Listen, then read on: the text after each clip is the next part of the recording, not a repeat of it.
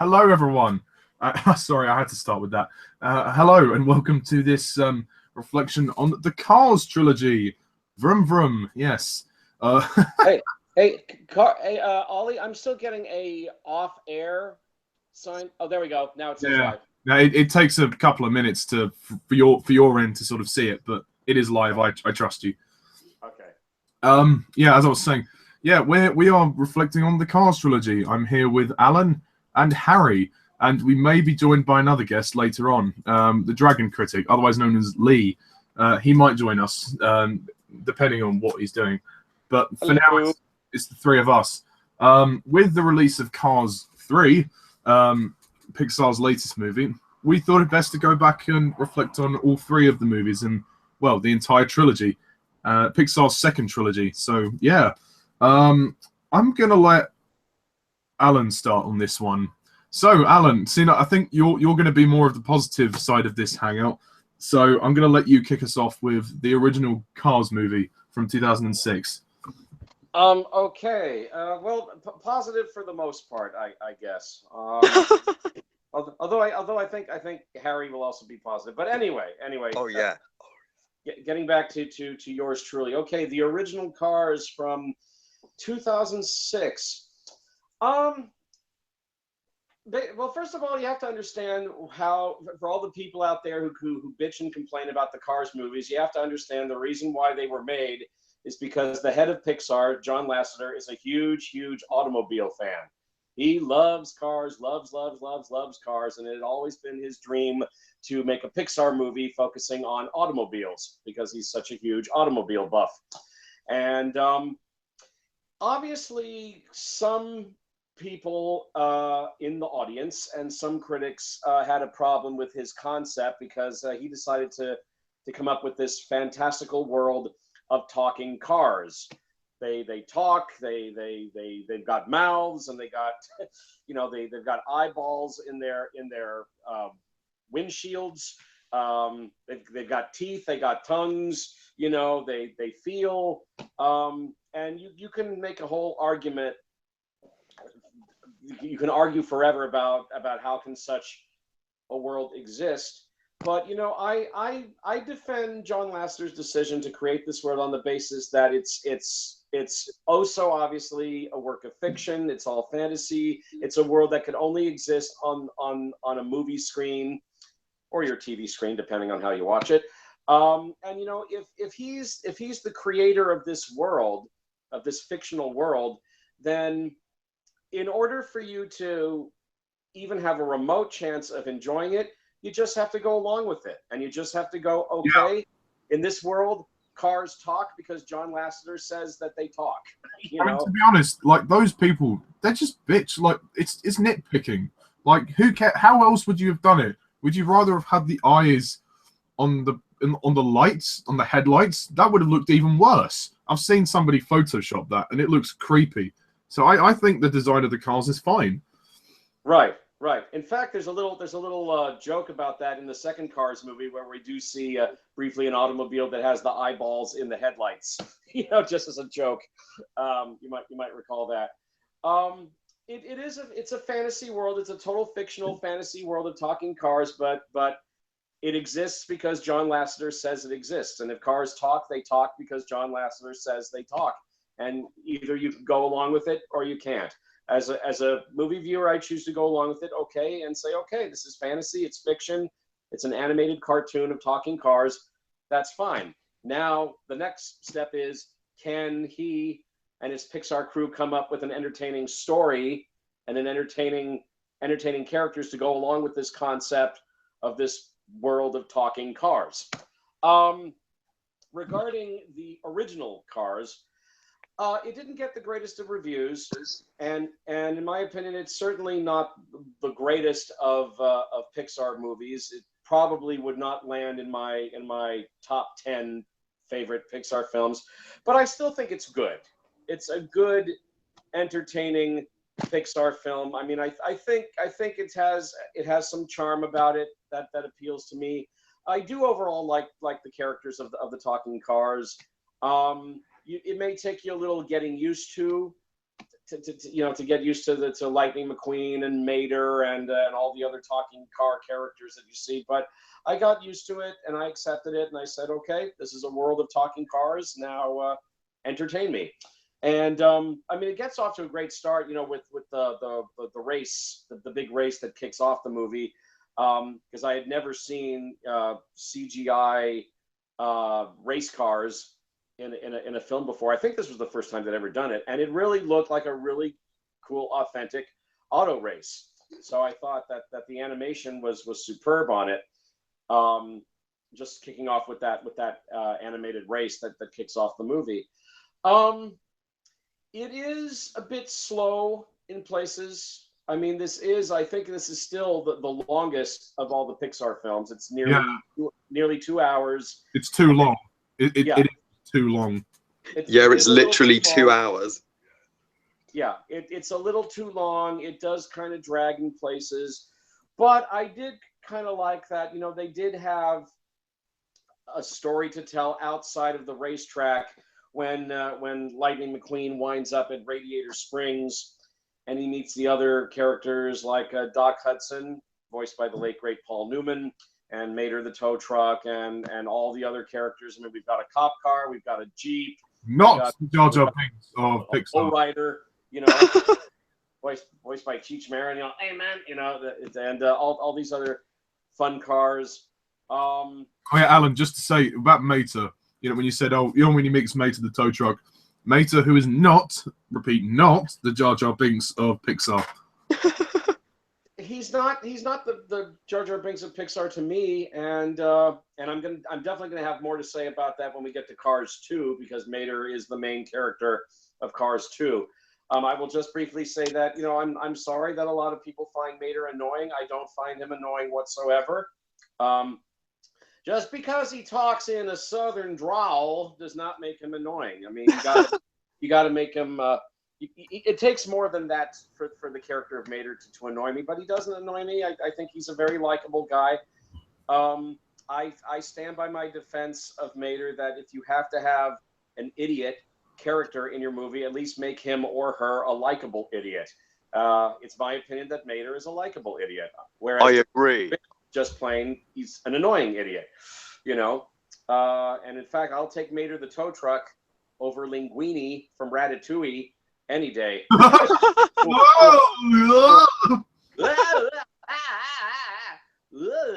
Yeah, who I do think is an annoying character. What do they call him? A garbage boy. Yeah, and they would name the character Linguini, wouldn't they? Yeah.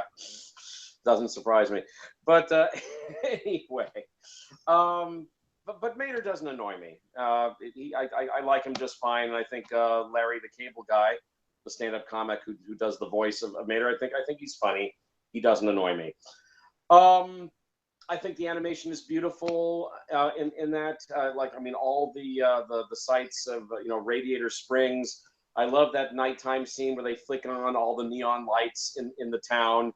And they're bopping along, just having some fun listening to some old 1950s music. Looks beautiful. It's a nice scene. There's definitely some nostalgia of sorts attached to this film, and I guess the various highways of America. I guess that was something that this first Pixar. Life is a highway. Yeah, that was something that this first Cars movie, I think, was supposed to be tipping a hat to. I suppose. I like the friendship between Lightning McQueen and Mater. The scene where they're hanging out and they decide to go, I guess, tractor tipping. So they go tractor tipping. That was funny. I enjoyed that. I thought Paul Newman, the late great Paul Newman, did a wonderful job in the role of Doc Hudson. And as you may know, in his off time, Paul Newman loved to race cars himself when he wasn't acting. So he was a perfect choice to do the voice of Doc. And this was the very last film that Paul Newman did just before he sadly passed away. But he did a wonderful job as the voice of Doc, I thought. Overall, I thought it was amusing. Oh, and Lightning McQueen's budding romance with the female car Sally. That was fun. That was amusing. It put a smile to my face. The only thing that works against the movie for me is its length, and that there are some places where it drags. But the movie always picks itself up again, I thought. And then when we finally get to the concluding race, where Doc Hudson is, encouraging Lightning McQueen during his race, using the headset, and also the relationship between Lightning and Doc. Because Doc Hudson used to be a race car, a very popular, successful race car himself, but he had a major accident, retired, and Lightning McQueen discovers who Doc really truly is, and he helps Doc come out of his shadow. And in return, Doc eventually helps Lightning in his racing skills and helps him in the race. Let's see. I also enjoyed Michael Keaton doing the voice of a rival race car. What's his character's name? Chick Hicks. Chick Hicks. Thank you. He's very, very funny. Yeah, good chigga. Piston Cup. It's mine, dude. Mine. Yeah. Michael Keaton, great as Chick Hicks. Yeah, so I enjoyed him too. I didn't want this review to pass by without mentioning Michael Keaton. Why didn't they call him Prick Hicks? What's that? They should have called him Prick Hicks. Yeah, Prick Hicks. Yeah, that would have been appropriate. Yeah. So overall, I mean, I like the first Cars very much. It's not the greatest of Pixar films, but I still think it's good enough. It's pleasant enough. It's certainly it's got enough charm to it. The only thing that works against it is that it's too long. It does have places where it drags, but it always picks itself up again. Can I ask you, what makes you prefer it over Ratatouille? I think the characters are much more appealing to me, even though they're talking cars and they may look funny to people. I just think that the characters in Cars are more appealing, and the story appeals to me more. I'm just more drawn to it.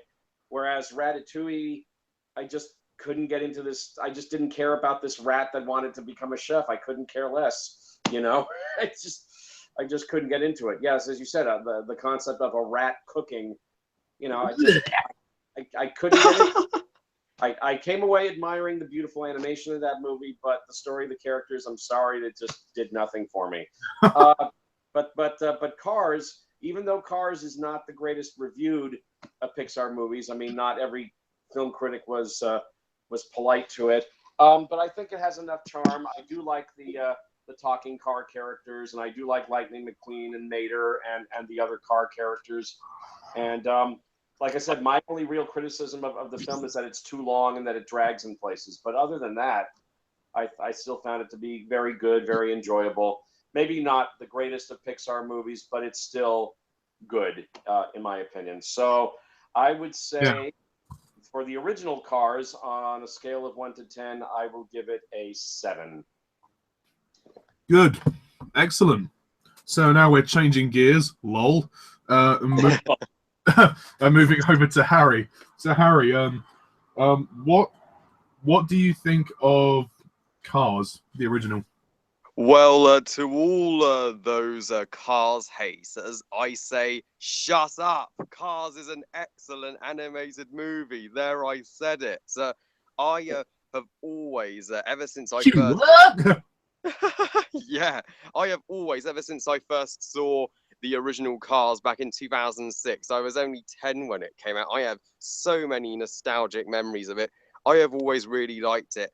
I have never gotten the hate for this film. I mean, yes, it's not Pixar's best, far from it. That is the main criticism it has received. But Pixar cannot make masterpieces all the time. That would be impossible. But is it a bad movie? Hell no. It has, it has. I mean, at least it's better in comparison to its terrible animated rip-off Cars Life, which I would advise you guys to never see. Or Planes. Like, did anyone see the Planes movies? Yeah, and they suck, both of them. Alan, did you see them? What? Planes 1 and 2. I did not. I mean, I know they're not Pixar, but even so, they are made in a similar style of animation to Cars, but I've heard both of them are terrible. Yeah. Those didn't interest me. and they weren't made by Pixar actually, although Disney still had a hand in it. But I just wasn't interested in planes. Oh, well, that's good. I'd advise you both to skip both those movies because they were just made to cash in on cars. They were both so awful, and I really think the first Cars is one of Pixar's most underrated, as well as Brave and A Bug's Life, and just the animation, you can't deny, is stunning. I mean, 11 years later, this animation still holds up. My jaw dropped when I saw the stadium race scenes, the beautiful desert backgrounds of Radiator Springs. It is, yeah, it's actually, yeah, it looks so good, like all their other films. And I actually like Lightning McQueen. He is far from their greatest protagonist, but I still Right. have. Pardon? Yeah, he's pretty good.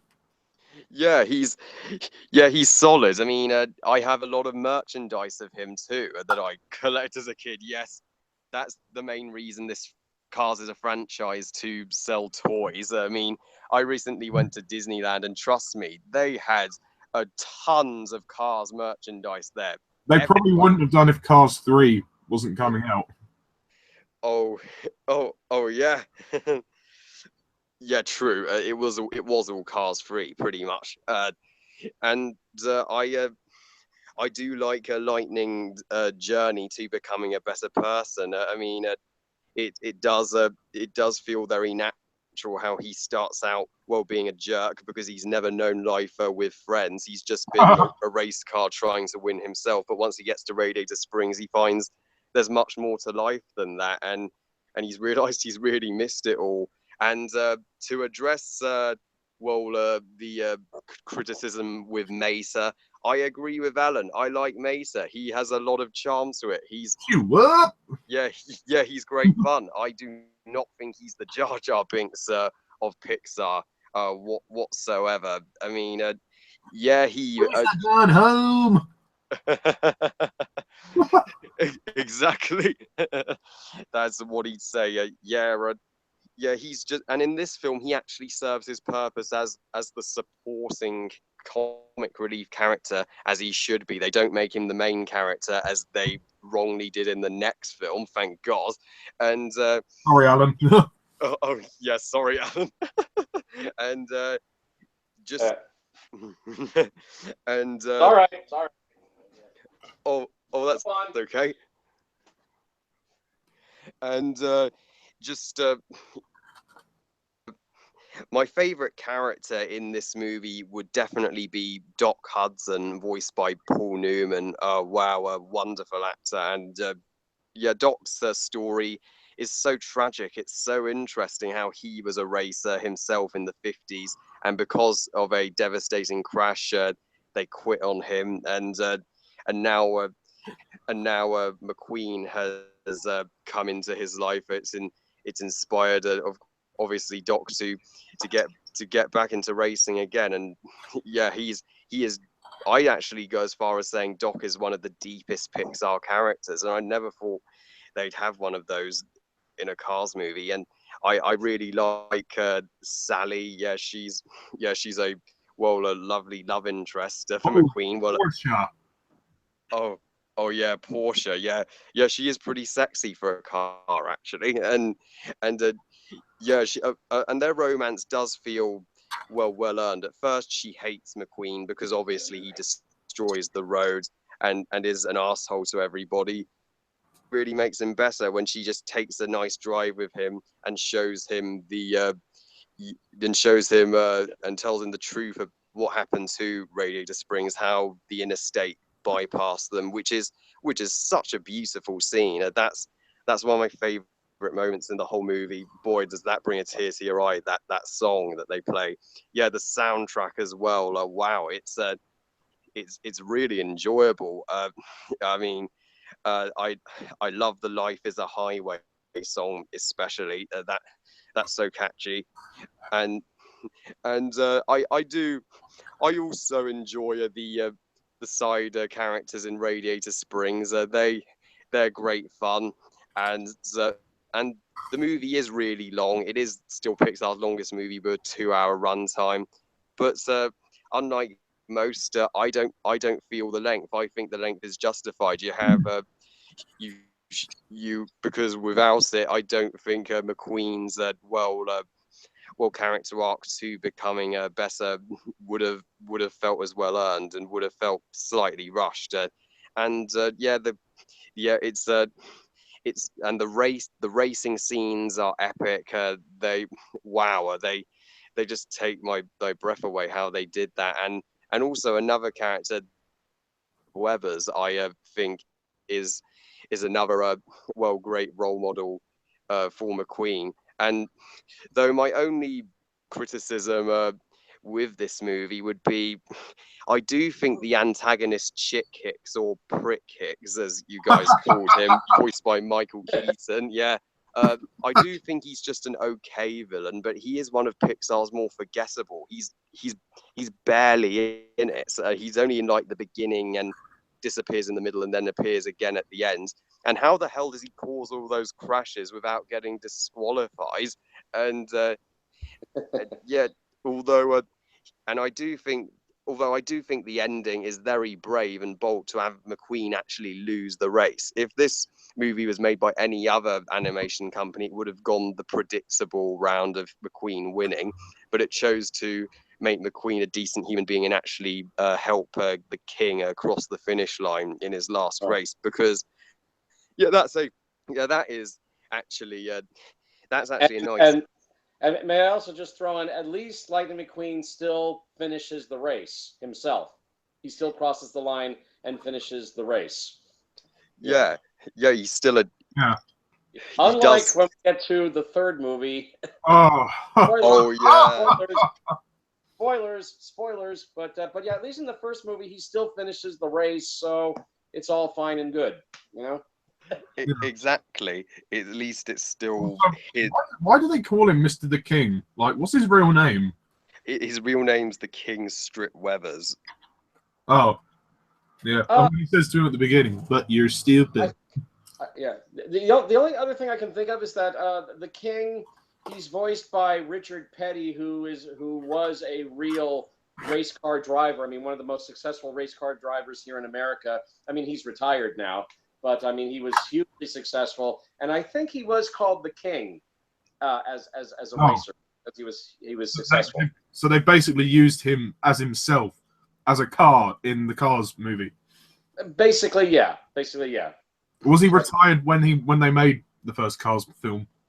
I think he was. I mean, I think he has a son who's racing. But I grew up watching some of the auto races on TV when I was a kid, and Richard Petty was definitely racing cars in the 70s, and I think through the 80s at least. And he was definitely one of the big race car drivers ever here in America. So it doesn't surprise me that John Lasseter would use him to voice this veteran race car called the King. But I think the character is definitely based around Richard Petty himself, definitely. Yeah, that is great. It's that they actually got a real former racer to actually voice one of the racers in this movie. They didn't get James Bond, the actual James Bond, for the next movie. Hey. Oh yeah, That'd be fun. Yeah, exactly. Imagine a Daniel Craig cameo in Cars 2. Oh god, that would have been fun. Yeah, that would have made that movie better, definitely.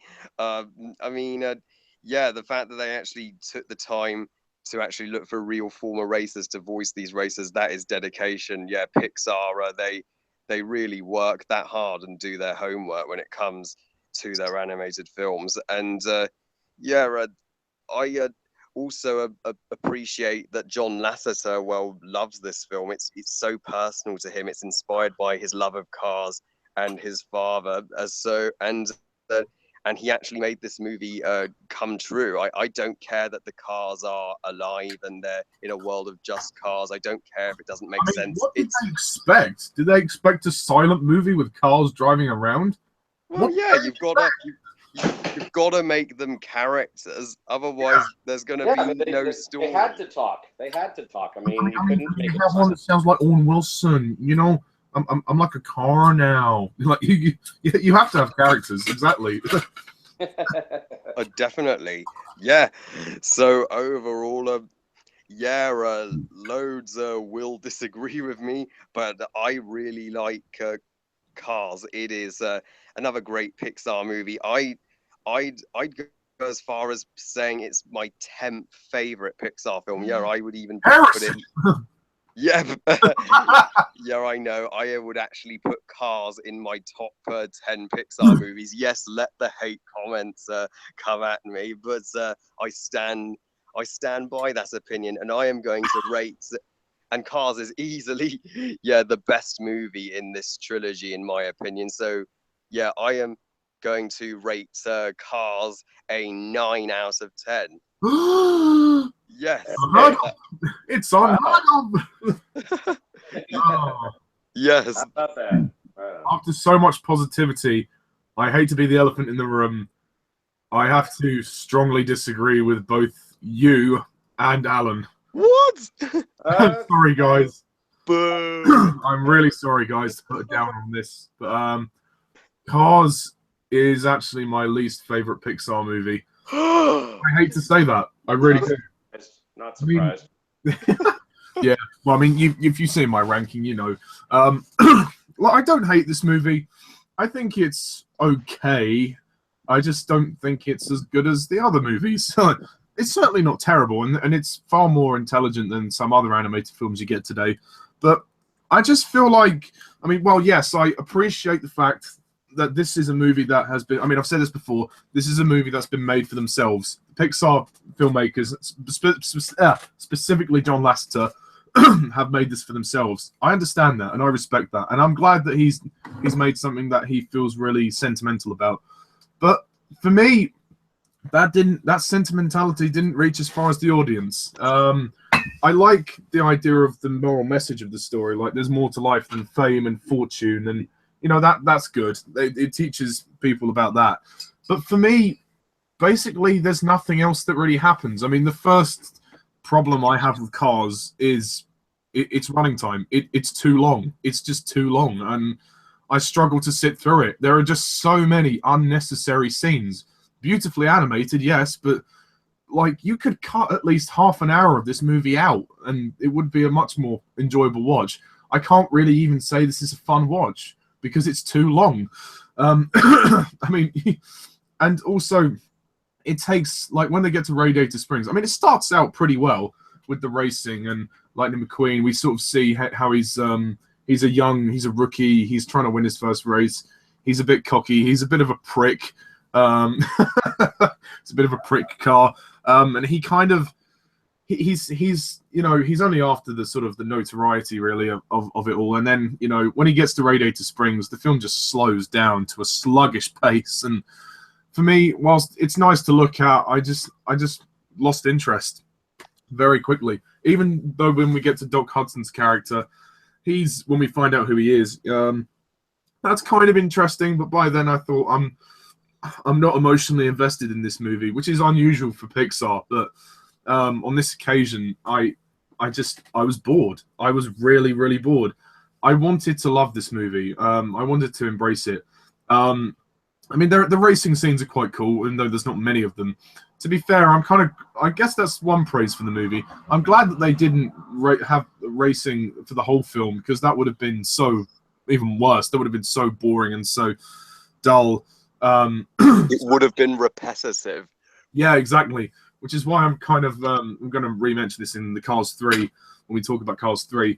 I mean, it's great to see like these animated cars going on a track, and considering that they basically are, you know, they live as cars, so to see them race is it's kind of interesting. I like the music for this movie. There's some good songs that they use, and the score that they have is good. I think John Lasseter's direction, you can tell that there's a lot of love in this. But I just don't think an audience can connect with it, because for me, Cars is boring. I find myself getting very bored watching this movie. I mean, say what you will about Ratatouille, how absurd the concept is for that. But for me, and I'm sorry, Alan, but for me, Ratatouille is just more fun. Yes, it's weird, it is bizarre, but I just find it much more fun. I just think this film has got really nothing going for it other than the moral message. I like Owen Wilson; he does a good job as Lightning McQueen. The voice cast are fine. Like Sally's good, Doc Hudson is a good character, Mate is good, and I think as a supporting character is where he belongs and where he fits well. We'll talk about Cars 2 in a minute. I think for what he had, it was good in this movie, and his relationship with McQueen is very good. And I do actually quite like the end credits. There's a scene where they go to this sort of drive-in theater, and they're watching like clips of the old Pixar movies with. Oh yeah, that was so funny. That was good.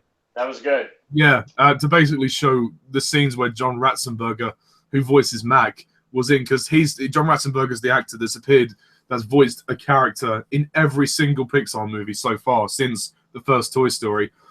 Obviously, he's most known for voicing Ham in the Toy Story trilogy, but he's voiced other characters as well across the board, and he's probably going to voice somebody in Coco as well.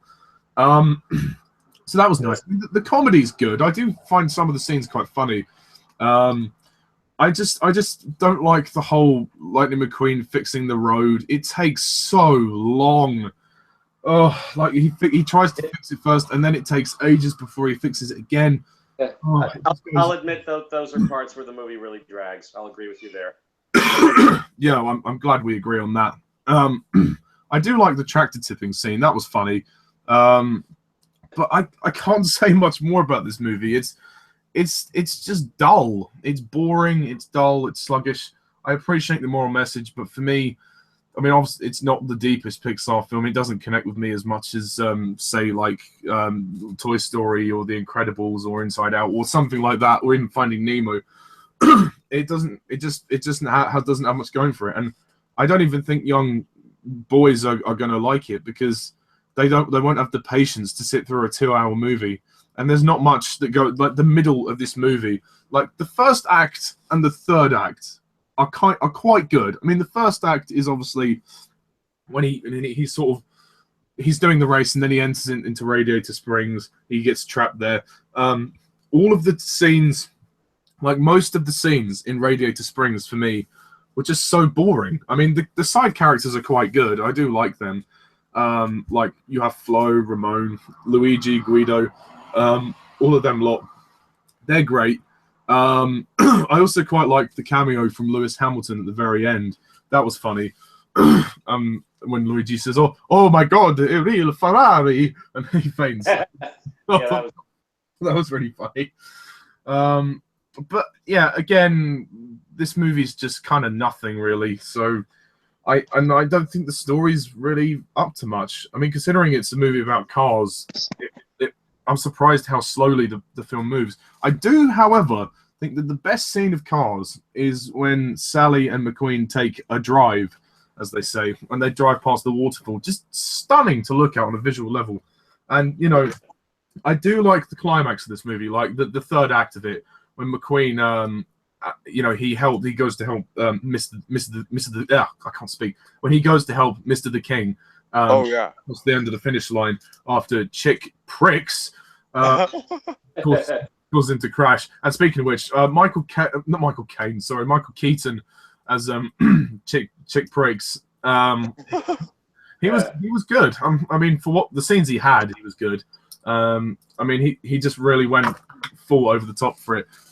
They had Chick Hicks return in Cars 3. We'll talk about when we get to that, but it was a different actor, which I was very surprised about. I guess Keaton decided to not do Cars 3 because of Spider-Man Homecoming, but oh well. Yeah. So I mean, to wrap it up, I'm gonna rate this movie a 5 out of 10. I think it's okay. It has some good moments, but I just think the length of it's way too long, and it's so slow during the middle. And that's the main reason why I just can't really enjoy it. And I just don't think that the story went it didn't emotionally connect with an audience. It obviously it means a lot to John Lasseter and to the filmmakers, which I completely respect. But I just didn't think it was good enough for an audience. But hey ho, and it's my second favorite of the trilogy. So now we move on to the middle chapter of this trilogy, the one that everybody hates, apart from Alan. Cars 2, released 5 years later in 2011. Nobody really asked for this movie, but oh well. Oh, nobody at all. So yeah, this is going to be quite an interesting one. Alan, please let rip on your thoughts for Cars 2. Yeah, everybody tells me I should hate this movie with a passion, but you may as well just You should tell them to fuck off. Yeah, just call me the weirdo who actually loves Cars 2. Well, because yeah, I'm sure everybody listening expects me to hate on this movie because everyone around me hates on it, and I just don't understand why. I just think it's so unfair. Again, most of the criticisms seem to be lobbied at Mater the tow truck, and again, I don't find Mater annoying at all, even when he's made the central character in a Cars movie, which will probably be for the one and only time, since reaction to the book part was horrible, to putting Mater front and center in the second movie. But I have to be totally honest with you guys. I heard the criticisms right from the get-go when the movie was released, and everybody saying, "Oh, great, a Cars sequel that nobody asked for," and Mater the tow truck, he's just so annoying, and the movie is just so violent, and it's just not for kids. You should take your kids. Blah, blah, blah, blah, blah. Yeah, and right. See the movie. I just went and saw Cars 2, and I loved it. Wow. And Alan, didn't you say you saw it 5 times? What's that? You said you saw it in your review. You said you saw it 5 times at the cinema. I think I saw it 5 times at the cinema. Maybe I'm just a weirdo, but I really, really enjoyed it. And I know, okay, like I said, first of all, as we know, Cars 2 puts Mater the tow truck in a spy espionage kind of adventure a la James Bond. So obviously the James Bond fan in me was just totally tickled pink by the plot and totally enjoyed the plot, even though everybody says that they don't like it. I think they reacted negatively to the plot because it obviously was not what they were expecting.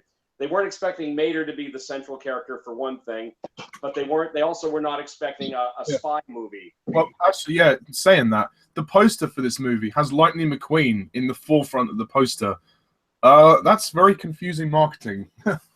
Yeah, but yeah, funny you should say that because I'm looking at the poster right now, and yeah, I mean, Lightning McQueen is still in the front, and then you've got Mater behind him, and the character of Finn McMissile, voiced by Michael Caine, excuse me, and then Holly Schiffwell, voiced by Emily Mortimer. But yeah, you're right. Lightning McQueen is at the front. But let me say, for anybody who says that Lightning McQueen doesn't get anything to do in Cars 2, that's bullshit. He still gets plenty to do in Cars 2. He gets 3 races. He still has a lot of interaction with Mater in this movie. He's given a lot to do. So don't let anybody say, don't let anybody tell you that Lightning McQueen has nothing to do in Cars 2, because that's absurd. He still has plenty to do. But the fact is, they decided to make Mater the central character of this movie, and they decided to put him in an espionage spy film a la James Bond. And as you know, I'm a huge James Bond fan, and I think I'm talking with a pair of huge James Bond fans besides. And the James Bond fan in me just totally loved the spy plot. And I thought it was genius, just total genius, to cast the one and only Michael Caine as the voice of spy car Finn McMissile.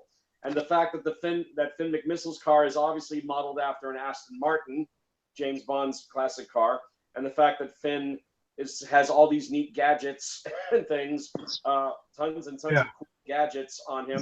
Well, actually, Alan, funny you should say that. One, sorry to interrupt you. One thing that this movie does do very well for young kids. This is their introduction to James Bond. This movie will introduce them to Bond. They will, hopefully in later life, they'll think back to Cars 2 and then they'll watch James Bond. So in one sense, it's almost kind of a promotion tool for James Bond. It is. It is. I think you're absolutely right. They could become future James Bond fans through Cars 2. And also the really cool music score by Michael Giacchino once again. He gives it a very James Bond-esque kind of score. I mean, during the action scenes, we hear that it's like James Bond, spy. Oh, they should have had gun barrels for this movie. Yeah, yeah. That would have been nice. Yeah. So it's definitely a James Bond-esque spy plot, and I loved that. Some people were turned off by it, but I loved it. And again, putting Mater at the front. Again, I have to defend Mater that I do not find Mater the tow truck annoying. Everybody who hates on Cars 2 can't shut up about I hate Mater the tow truck. I hate Mater. I hate Mater. Mater. He's so annoying. He's not annoying to me in the least. I mean, they act as if Jar Jar Binks himself was the star of Cars 2. I mean, can you imagine? But Mater doesn't annoy me. I don't find him annoying. I think he's funny. I think he's a likable idiot. I like Larry the Cable Guy's voice work. And another thing that everybody seems to overlook about Cars 2 is that there is that one scene, I guess, towards the third act of the movie where Mater is captured by the bad guys and he's knocked unconscious with gas. Not gas as in gasoline, but gas as in knockout gas. And he dreams that everybody around him is making fun of him. And I think to myself, am I the only person who saw this movie who definitely got the feels and felt really bad for Mater during that dream sequence? Because nobody ever mentions that scene in the movie. When they talk about how much they hate the film, they don't mention there was a scene where Mater dreamt that he was being made fun of by everybody around him, and he realizes that everybody around him thinks he's an idiot. I felt really bad for Mater during that scene. I really did. We never got a scene like that for Linguini. Yeah.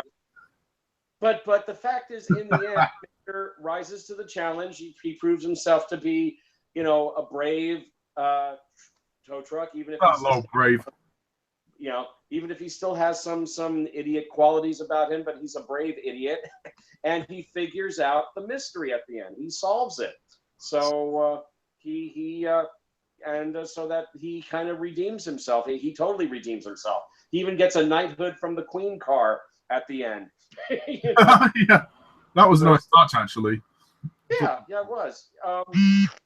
Exactly. So I like Mater, and I think all the criticisms of him are saying that he's annoying or that he's the Jar Jar Binks of Pixar is just so mean and so unfair and so wrong. I'll take Mater any day of the week over Jar Jar Binks. And like I think Linguini from Ratatouille is a hell of a lot more annoying than Mater the Toad. So Mater doesn't bother me, okay? He doesn't bother me. I like him. I think he's a likable idiot. And I didn't mind him being, the focus for this one Cars movie. Again, if you remember in Ratatouille, when Linguini's when Remy sees him from the window making the soup, he's just kind of he's like a sloth. He's slinging himself through it, and he's just randomly stirring it for no reason. And the way that they animate his character, he's like a flopsy bunny. He just can't stop bouncing around. Yeah. He's like filled with stuffing, and he has no bones. It's like a boneless rag doll. I remember the scene when he's biting him, and it looks like he's doing this weird dance. Yeah. He's doing his Jerry Lewis. Well, that's my favorite part of Ratatouille. That is absolutely hilarious. And like I said, I'm sorry. The rat can control him by pulling on his hair. Bullshit. My bullshit detector's going, bullshit. Because that's what that is to me. But anyway, getting back to Cars 2, I love the voice cast in Cars 2. Again, Michael Caine, brilliant casting as the voice of Finn McMissile. Emily Mortimer is wonderful as Finn's companion spy car, Holly Shifwell. And I like the fact that it's revealed that she can fly, which they reveal at the end of the movie. She's great. Again, I've already mentioned Larry the Cable Guy as Mater. I think he's funny. I'm sorry if the majority don't, but I think he's funny. Owen Wilson, again, returning as Lightning McQueen, still rock solid as Lightning McQueen, and the friendship that we see between Lightning and Mater, even though their friendship is strained at one point in the movie when due to a misunderstanding, Lightning loses the first of the three races that we see in the film. But I love how they get back together again at the end, and the misunderstanding with the bomb. There's a bomb on me. Oh, that's why I want to tell you, Mater. You're the bomb. You're the bomb. You'll always be the bomb. That was a good scene, actually. Yeah. John Turturro is a riot as this race car called Francesco Bernoulli. I mean, I just thought he was so funny. Nobody ever seems to mention John Turturro from this movie as Francesco, but I just thought he was just so damn funny, and how he thinks he's the most wonderful race car, and that he's so handsome because he's so sleek. Sally has a crush on him as well. Sally has a crush on him, and he's very, very funny. Eddie Izzard, very popular British comic, Eddie Izzard, doing the voice of Sir Miles Axelrod, and I thought he was very funny. What a great name. What's that? A great name for a car. Yeah, Miles Axelrod. Yeah, great. and so I like Eddie Izzard's voice work in this movie. Let's see. There's a very funny spoof of Larry King, the popular interviewer Larry King. Do the show, the Mel Dorado show, which the Dorado. Yeah, let's see. Looking at the voice cast, voiced by Patrick Walker. Yeah, Mel Dorado. It's an obvious spoof of Larry King and the Larry King show, and I was laughing. I just thought it was so damn funny that whole sequence. Because I've watched quite a few episodes of the Larry King show. I mean, he's not doing it anymore, or at least I think he's doing some other interview work. He's not on CNN anymore. But it's an obvious spoof of Larry King, and I thought it was funny. The three races that we see Lightning McQueen do in this movie are superb, brilliantly animated, and again, just the sights and sounds. It's worthy to note that it's nice that we're going around the world this time. We're going on a bit of a tour. Like, we go to, where's the first one? Like Japan, and then the second one is in like Italy, and then the third one is in England. So it's nice to go to various different locations. Yeah, it is, and I love the whole globe-trotting thing about the movie. Yes, you're absolutely right. I really enjoyed that. Let's see. I think the first race is in Japan. Yeah, they go to Japan for the first race, and just when they land in Japan, you guys, and we hear that cover version of "You Might Think" by The Cars. You might think I'm foolish. And they're driving around the streets of Japan, and we see all the neon lights and all the Hobo Horigato. Yeah. I mean, it's just beautiful to look at, and the reflections off all the cars. The lighting and the shininess off all the cars and Much detail. It's beautiful. It's just beautiful to look at, and the racing sequences I think are really exciting, really well animated, really well done. Again, I enjoyed the spy plot and this whole thing about involving. I guess it's a matter of using this fossil fuel. I think that's the whole plot thing about the character of Miles Axelrod and this fossil fuel that he's come up with for the cars to use. Sorry, Alan. When I watched Cars 2, the very end of the movie, when they reveal that Axelrod was behind this, I was still confused. I didn't can you explain to me what the whole mystery was, and why would he want to sham his own company? Like, what?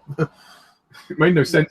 There is an explanation for that, but it is kind of complicated. It is a little complicated to explain here in our hangout, but there is an explanation for that, and he was using a cover-up story of sorts. Again, it's hard for me to describe it to you, but the fact is, if you were to sit down and watch Cars 2 again, not that you would want to, because I don't think you're the biggest fan of Cars 2 either, Ollie, but if you were to sit down and watch it again and just really, really focus on it, I mean, there is an explanation for it, especially at the end when Mater figures out Miles Axelrod's plot, and then he explains it in pure spy movie style. So there is an explanation for why Miles Axelrod did what he did, but I can totally understand if it kind of goes over some people's heads. It's understandable, but there is an explanation for it. So that's the best answer I can give you. Yeah, thank you. Let's see what else. Again, I mean, I enjoyed all the characters. I enjoyed the globetrotting. There are some fun side characters. I mean, there is that one funny joke, as I said earlier, when they come across a car that does have its eyeballs in the headlights rather than the windshield.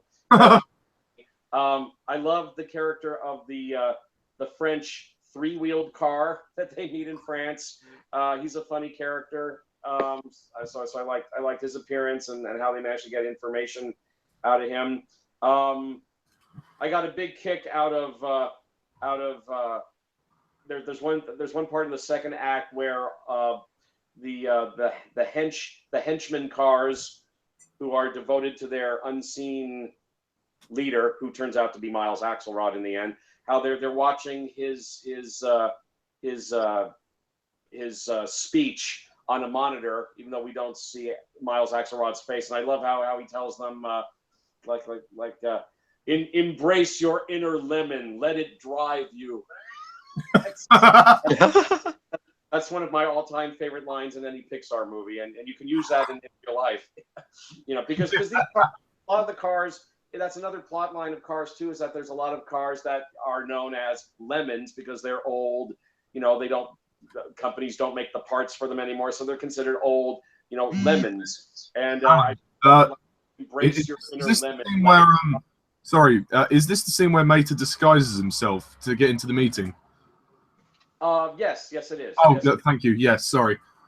Yes, there is that scene. But you'll notice that that a lot of the henchmen cars are considered, quote, lemons, end quote. Cars that have gone out of production years ago. Like there's a Hugo, and there's some other cars that they just don't make anymore, and yet they serve as the henchmen cars for the main villain, who turns out to be Miles Axelrod. And again, I just love that line: "Embrace your inner lemon, let it drive you." That's perfect. I think all the action sequences are terrific. I mean, that opening action sequence with Finn McMissile on the oil rig is terrific. I mean, and it's just pure James Bond. It's a James Bond action scene with cars, and it's beautifully done. And you got the Michael Giacchino music, and all of that, playing in the background, and I loved it. I thought it was really, really great. Let's see. Just to wrap it up, I mean, I think Cars 2 is a lot of fun, and it just makes me so mad that this movie gets so much hate, and that people reacted to it so horribly, like Pixar committed a crime against humanity. But they make one bad film and that's it. They're dead. Like what? I don't get it. I mean, another criticism that was thrown at Cars 2 is that parents complained that it was too violent. I saw the too Cars violent, 2, my ass. Yeah. I saw some of the comments on the Cars 2 Facebook page, and some parents were complaining. I took my child to see Cars 2, and we saw explosions, and there was one spy car that got blown up, and I can't believe Pixar would release such a violent movie, and blah blah blah. Okay, so you see explosions. You can't handle watching explosions. You don't think your children can handle watching explosions? Big deal. Oh, poor babies. Poor babies. I mean, I can't believe that. I mean, or you're gonna take your kids to see a movie. They're probably gonna see explosions at some point, or if they flip on the telly and Can I just mention here, Michael Bay, Transformers. If you want explosions on a large scale, Transformers is the way to go. That's right. A lot of people will say that about a Michael Bay movie. I mean, he has made some really good movies. In fact, like The Rock and that movie about clones, which was not a box office success, called The Island. I love that movie. I should review that on my channel soon.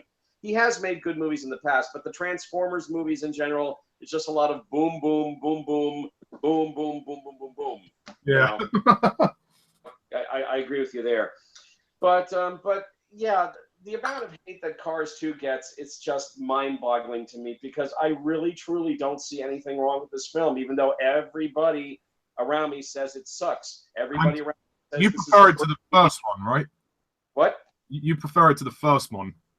I definitely prefer it over the first one. Yeah, I like the first movie just fine, but I definitely prefer Cars 2 over this. And everybody thinks I'm weird, and maybe I'm weird liking it, but all the hate that it gets, everybody's saying that this is awful. That Cars 2 is the worst movie Pixar have ever made. Oh, no, it's not that bad. I mean, I've seen far worse movies than Cars 2. Have you seen The Boss Baby? That one's pretty shit. Oh God! Don't even go there. Yeah, on your recommendation, Ollie, I will not see Boss Baby. I promise. Good. I'll skip that one. So anyway, to wrap this up, maybe I'm just weird, but I really truly love Cars 2. It may not be the best Pixar movie, and maybe when I do my eventual ranking video, maybe Cars 2 will dent the lower part of the top 10, or it might just miss the top 10, but it's certainly not bottom of the barrel. Definitely not bottom of the barrel to me anyway. I really enjoy it. I'm just totally mind-boggled by the hate that it gets, but I really, really love it. I think it's a lot of fun. And again, the fact that it follows a James Bond style plot line, the James Bond fan in me was definitely happy. I do not find Mater the tow truck annoying at all. I think he's likable. And I didn't mind him being the center character for this one movie. But Lightning McQueen still gets plenty to do in this movie. Don't let anybody tell you otherwise. Lightning still gets a lot to do. And I just thought it was great fun. Great globe-trotting spy movie fun with automobiles. And it was basically James Bond with Cars and Pixar. Yeah, James Bond mixed with Pixar and Cars. There you go. Presto, you got Cars 2. And if it rubbed a lot of people out there the wrong way, well, that's kind of too bad. But I've seen far worse movies than Cars 2. I've seen far worse animated films than Cars 2. I personally don't have any problems whatsoever with Cars 2, other than it may not be, the greatest film Pixar have ever made. It may not be perfect. There may have been certain elements that maybe they could have done them a little differently. But overall, I really, really thoroughly enjoyed it. So call me crazy, call me a weirdo, say that I'm completely out of my mind, but I really love Cars 2. And on a scale of 1 to 10, totally going against the majority who would happily give this movie a 1 or a 2 or a 3. Or even a 0.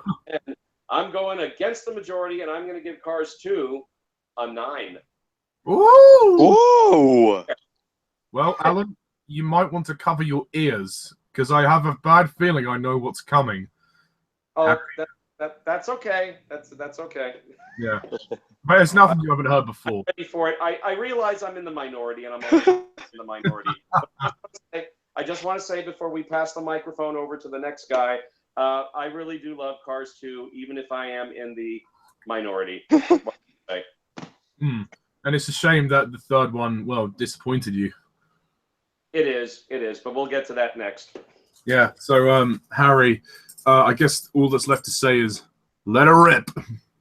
Oh, thanks, Ollie. Yeah, Alan, I'm. Oh dear, you're probably gonna hate me for this. I respect your opinion. I understand if you like Cars 2. Yeah, that's great. But to disagree, because I'm in the majority, I hate Cars 2. Yes, well. I am. Well. Alan's clenching his fists right now. Yeah, he probably. Go ahead, I'll live with it. I can live with it. Go on. Yeah, he probably is, but I'm afraid. I'm sorry, but this movie just sucks. I mean, I know Pixar are not an immortal studio. I understand that, but I mean, I didn't expect Cars 2 to be a masterpiece at all. But they could have at least tried, at least make it a decent film. But they didn't even try. Nobody asked for Cars 2. Nobody. I mean, Well, actually, Alan. Oh yeah. I didn't ask for a Cars 2 per se, but I personally was very, very pleased with the result. Me personally. Yeah. I'm glad some were.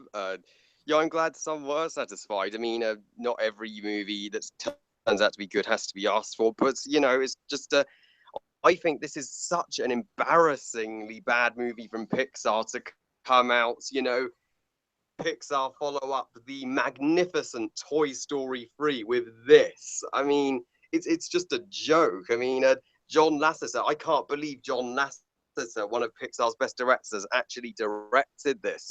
I mean, they just the only reason Cars 2 exists is basically to make money, because the first Cars are sold millions of dollars off of merchandise, and they thought, oh well, we need a sequel. Trilogy. Yeah, we need a trilogy for reasons. I mean, how did they make Cars 2 before Incredibles 2? I would much rather Incredibles 2 come out in 2011 than this. Oh boy, but don't get me wrong. I don't completely hate Cars 2. I don't think it's one of the worst animated movies ever made. I wouldn't go. I mean, it's not as bad as the Boss Baby or Shit Baby, as it might as well be called. Yeah, and I don't know if you guys have seen Norm of the North, but that is the worst animated movie I have ever seen. I've not seen it, but I watched Stuckman's review, and he hated it. Yeah, and nobody likes North. All the reviews of that one are bad. Oh yeah, and for good reason. I saw it, and it took an hour and a half from my life, and it was pure torture. Oh God, for God. So Cars 2, it's at least more watchable than that, but that's not saying much at all. I mean, at least I will give Cars 2 this. It looks great. I mean, there's no such thing as a badly animated Pixar film. Pixar's are masters of animation, and it is nice, like you said, Alan and Ollie, that we get to explore the world and see different locations. It's not just set in Radiator Springs all over again. At least that's something new. And I do like the voice cast. At least Owen Wilson, Larry the Cable Guy, and Michael Caine. Alfred is in this movie. That is nice. And I've heard enough members of the Wayne family. Oh yeah. Yeah, exactly. And Emily Mortimer, they all do a really fine job. But the rest of the movie, it's just where did it all go wrong? I mean, the first things first, making Mesa the main character. Boy. Yeah, I mean, don't get me wrong, I don't hate Mesa. I like Mesa. I enjoyed him as the comic relief the first time round, but why the hell? What possessed them to make him the protagonist of Cars 2? They market McQueen as the main character in the poster, and yet when you see the movie, it's the complete opposite. McQueen is for some reason pushed to the side, and we have to put up with Mesa as our main character, who it just doesn't work at all. It's stupid. Mesa in this movie, unbearable. Oh, his jokes are so pitiful. And they didn't raise a chuckle from me. And the movie tries to force this message that nobody likes Mesa. You know I think I've worked it out. Maybe Alan's just more of a kid than we are. Probably. Yeah. I mean that with a lot of love and affection. Yeah, you'll definitely. I guess you could say I'm a kid at heart. Yeah. But, yeah. I mean, there's nothing wrong with that whatsoever. We all like Pixar. We're all kids. Yeah, absolutely. Pixar's for everyone, and it's great to let out your inner child. It's just, and the movie tries to force this, confused, muddled message about everybody hating Mesa just because he's an idiot. So because he's an idiot. Oh yeah, exactly. But by having these scenes where Mesa isn't when McQueen is when they're going around the world and McQueen's trying to socialize with other cars, and Mesa completely interrupts by being an asshole, and McQueen rightfully scolds Mesa for this. The movie's trying to make us sympathize with Mesa, but McQueen's completely in the right. Mesa was being so rude to those and impolite to those other cars that McQueen had every right to scold him and tell him basic manners. I'm sorry. And don't apologize. It's your opinion. Oh yeah. I'm not apologizing for mine. Yeah. Oh, there. Yeah. Okay. Yeah. Okay. And just make the whole thing making it a spy movie. So it's now Cars meets James Bond. What the fuck? That is such a weird concept. The first movie was about. You're not a James Bond fan, Harry. I am a James Bond fan, but I don't think it applies to Cars at all. How many of the Bond films have you seen, just out of interest? I've seen about seven pretty much. Okay. I still have yet to see Sorry. most of them. Yeah, right. But I've seen all the Daniel Craig ones. Let's just say.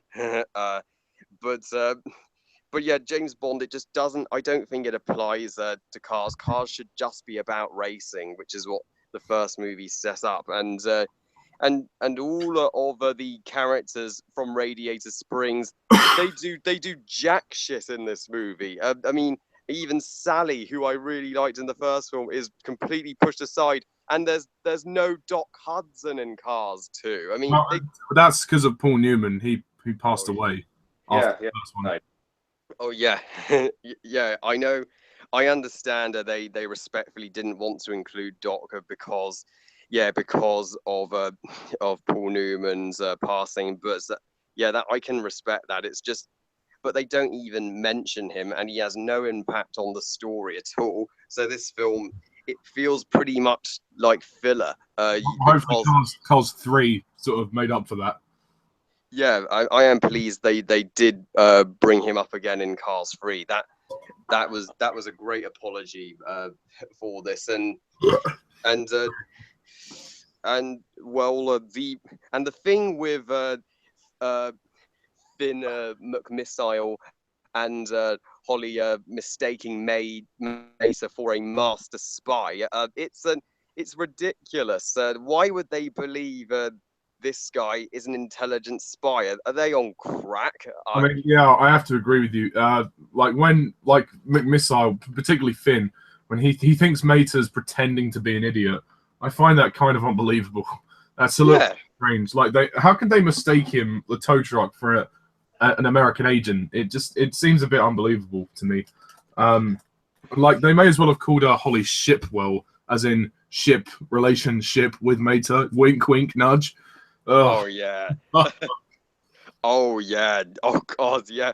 Yeah. Exactly. How if they actually believe Mesa was pretending to be an idiot, so well they're kind of as the idiots themselves, and the whole yeah. And I don't know if I don't know if they were trying to make a romance between Mesa and Holly, but I didn't care about that. And the racing in this movie, it's so underwhelming, and because it's not even the main focus for one thing, and even though it's nice to have a cameo from Lewis Hamilton, an actual racer, as McQueen's rival. I mean, he's hardly in the movie, so his character ultimately amounted to nothing. And the villains, the Cars movies have always had the weakest Pixar villains, but these villains are just terrible. I don't remember them. At least Chick Hicks did a lot of things to make him stand out as okay as he was. These guys, what did they do? Nothing. and yeah, the whole plot twist at the end, I wasn't surprised. It was extremely predictable. And the movie is just, I mean, I know it's shorter than the first, but because nothing engaging was happening, I found it boring as fuck. This is the slowest Pixar movie for me to get through easily. Yeah, I think it's only about 10 minutes shorter than the first one. Well, yeah, It's only 1 hour 45 minutes, I think. Well, yeah, only 10 minutes shorter. Yet it definitely felt 10 minutes longer. I mean, have it be an hour and a half at least. Yeah, it was at least 15 minutes too long. Yeah, the jokes did nothing for me. The humor here, I think, is so fucking terrible and juvenile. I mean, even kids won't laugh at it. I mean, yeah, the theater I saw it in 2011, trust me, it was nobody was enjoying themselves, and you know, by the end of Cars 2, I mean, everybody who I looked at in the audience looked so disappointed and upset with this film. I mean, this is Actually, Pixar. sorry, just to compare, Alan, when you saw the movie, obviously, if you can remember one of the 5 times you saw it, what was the general audience reaction? Well, I mean, the movie made money, but it wasn't a box office smash per se. So all 5 times that I saw it in the theater, I'd say the theater was maybe half full each time at the most. And there was some chit chat after the movie, but I mean, I think the audience was pretty much silent During the film? during the film. But I mean, I never took that as, oh my goodness, they're not liking the movie. I just took it as, okay, they're just being quiet. They're behaving themselves. Yeah. You know. But my recollection of the audiences is that they were pretty much quiet throughout. And then when the movie ended, you know, there was some chit chat, but I didn't overhear anybody saying, "Oh God, that was terrible. That was the worst movie Pixar have ever made." I didn't hear any of that. All the times I saw the movie. So I actually never saw it in the cinema. I didn't get a chance to, but I saw it on DVD the first time I watched it. Yeah, and obviously I I watched it on my own, so I didn't have any other reactions. Oh yeah.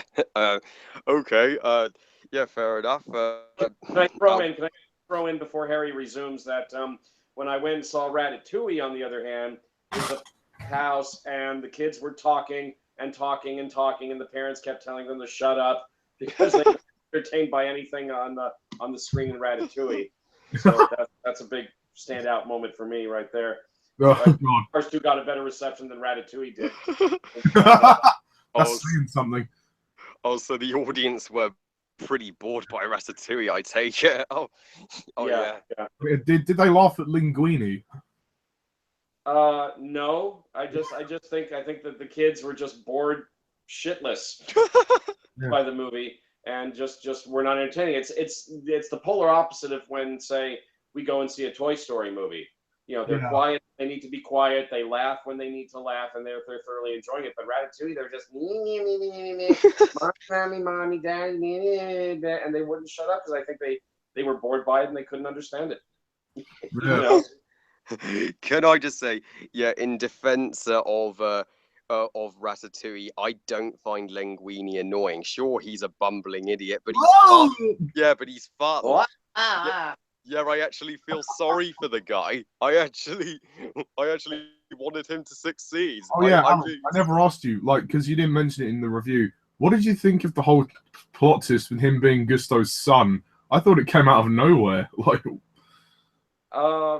I reacted very indifferently. It was a surprise, but at the same time, I didn't care. I just didn't care. Characters. You know, the movie just kind of laid there on the screen, beautifully animated, but story-wise, I just didn't care, and the plot twist, I just didn't care. You know? What can I say? Oh yeah. I cared more about that plot twist than the plot twist in Cars 2. By the time the plot twist happened in Cars 2 in the climax in London, I was so bored shitless. I was just waiting for the movie to end, and when it finally did, yes, I was so happy. I'm like, Pixar, what have you done? I'm sorry, this is your lamest, worst animated don't film. cry, Harry. Don't cry. Shh, there. There'll be Cars 3 in 6 years. Don't worry. Oh, thanks. Yeah, at least Cars 3, I did definitely find an apology. Yeah, definitely. I'm just well, so yeah, I am glad that that Cars 2 is the lowest rated Pixar movie on Rotten Tomatoes with only 36%. Yeah, and I'm glad it's one of their lowest grossing movies, and not many people saw it. Yeah, and it only exists to sell toys. That's the only reason it was made. Cars necessarily need to be a trilogy. I would have been fine if the first film was the only Cars film. So yes, I'm going to wrap up this rant and give Cars 2 a 2 out of 10. Yeah. Oh. Yeah. Oh, Alan, that can't be. Harry, I'm just going to say you're entitled to your opinion, of course, but I just don't get it. I just don't understand. Oh, that's all right, Alan. I do And I understand if you really like it, you're entitled to your opinion too, man. I'm glad you saw things in it that I didn't. Yeah. And Yeah. now, ladies, if you want to fight, take it outside. We can agree to disagree. That's okay. Yeah. Yeah. Not just on Cars, but on Ratatouille as well. Yeah. On anything. Yeah. Oh! And So then there's the whole Doctor Who news, but that's a whole other story. That's another hang up for another day. Let's not go there. No. I mean, Alan, you've already done 2 videos on that, so I don't want to anger you even more because you're already getting annoyed about Cars 2. So, So yeah, let's move on. Yeah. Speaking of Cars 2, as for me, I wish I could be as positive as Alan, and I'm kind of glad I'm not going on a entertaining, lengthy rant like Harry. I'm kind of in the middle of this. I think Cars 2 is okay. It's another okay Cars movie. I think it's slightly more intuitive and inventive than the first one, and in my opinion, it is a microscopic, wafer-thin improvement. What? Yeah. It's a wafer-thin improvement, which isn't much of a compliment, really. But at the end of the day, like Alan, this movie appeals to the James Bond fan in me. I appreciate the whole spy espionage plot. It's kind of fun. At least this movie is more fun than the first one. It doesn't drag as much, and there's actually, you know, you can have fun with the action scenes. But for me, the biggest problem with Cars 2 is the script. The plot, the plot for me, Mater's not even a criticism for me. I mean, the plot is just so all over the place. The script, Pixar, come on, guys, you're better than this. I mean, it starts out pretty well. Again, it starts out pretty well, but then, you know, there's just too much going on in this movie. You have, like, you know, the spy plot, the racing plot, the oil plot. It's like, what? Just choose one or the other. There's like 3 different plots going on. I mean, they try to tie it together for the climax, but for me, I'm still confused. I don't know what the fuck is going on. Like, but when Mater actually explains the big reveal behind Miles' Axelrod and how he tried to sham his own company by using the replacement oil, I'm still like, what the fuck? I don't get this. This is crazy. What? what? But you know, despite the mess that is the plot, this movie is kind of fun in places. Some good action. I don't think there's much character development other than Mater. I have to agree with Alan. The scene when Mater he's imagining the people, he's hearing the voices in his head and people making fun of him. That was good. I like that. We needed more of that, if anything else. I mean, I don't mind Mater in this movie. I don't think he's as offensively bad as people say. And I don't think for 1 second that he is the Jar Jar Binks of Middle-earth. He is likable. But I just find him as the main protagonist. No, I think it would have been better if McQueen was the main protagonist, or if both of them had got caught up in the espionage plot together.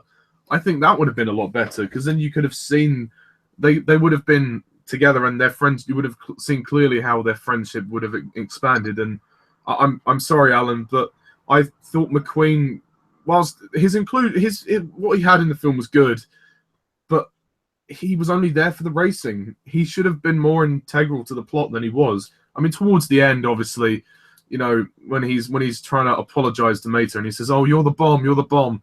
That was a good scene, but other than that, they don't interact very much, and I just don't believe that their friendship is as strong as the first movie. I mean, people complain about how, you know, how different this movie is to the first. But if anything, that's what it needed. It needed to feel a little bit different, because the first movie, there was basically nothing there. It was a drag. So to include the spy plot, I kind of like it. As a James Bond fan, I kind of like it. I just wish that the story was more coherent. This movie's just incoherent. There are times when things don't make sense. Some of the dialogue is very off. I think there are fleeting moments of comedy, but I just don't think it's as funny as it wanted to be.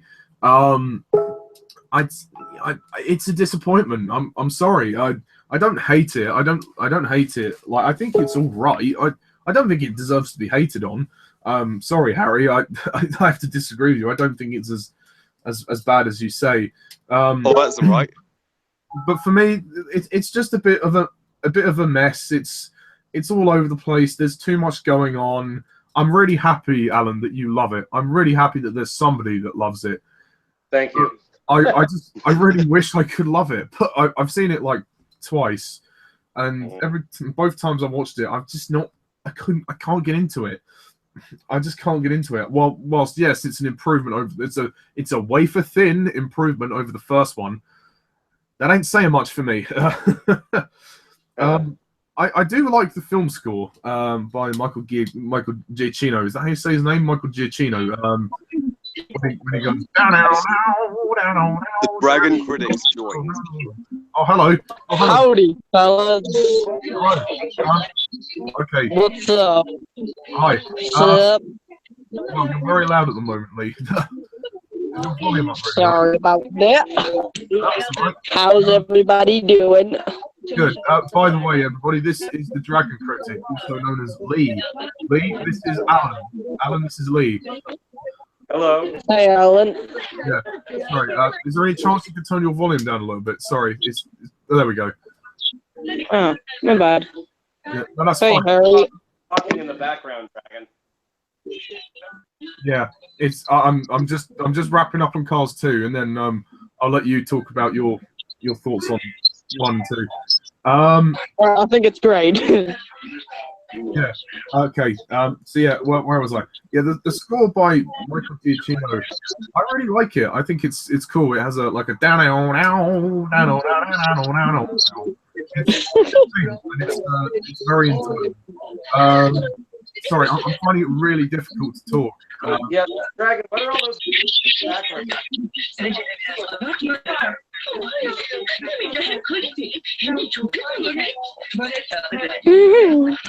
Hello.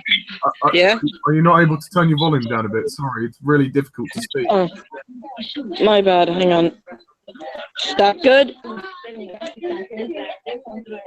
No, we're still hearing voices. Can you turn Hello? off your phone and Oh, yeah. Are you with me? Hang on.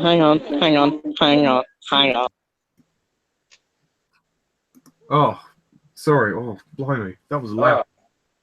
Yeah, that was. Yeah. Oh, anyway, where was I? Yeah, I do stand by what Alan says. The animation is fantastic, and again, it's a nice globe-trotting film. Is this good?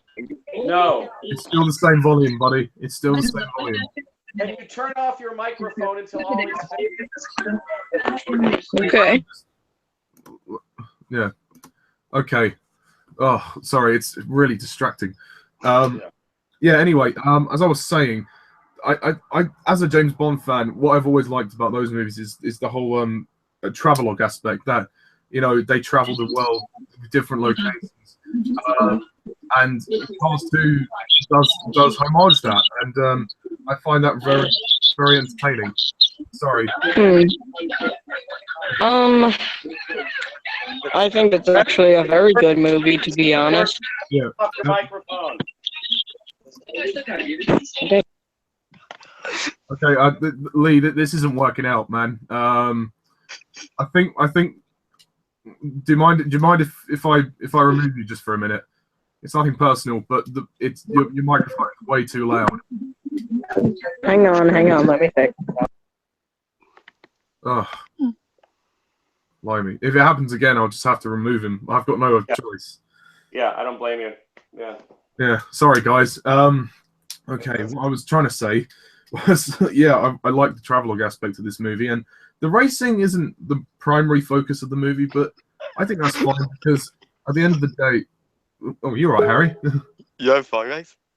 Oh, is there something funny? Oh no, not at all. Oh, okay. Yeah. So I mean, yeah, the racing is cool. It's interesting. I mean, but again, they don't focus on it too much. I do still think that some of the movie drags. It is still a little bit It is still a little bit too long, but it's like I said, it's an improvement over the first one, so I'm not gonna hold that against the film too much. I just think that Cars 2 is wasted potential. This could have been something enjoyable or at least fun, but for me, because the plot is so messy, it takes 48 minutes to get to Finn McMissile meeting Mater. For me, that's too long. Like, sections of the first act just drag on for me. I mean, once we finally get to Mater meeting Finn, the movie does pick up a little bit, and I do like the action sequences. They are well done. I mean, it is very bizarre how like, they gadget with the spies and stuff, but you know, I think it works well enough. I don't think this is an abomination like people keep saying. I hate the romance between Mater and Holly Shifwell. It's just so unbelievable.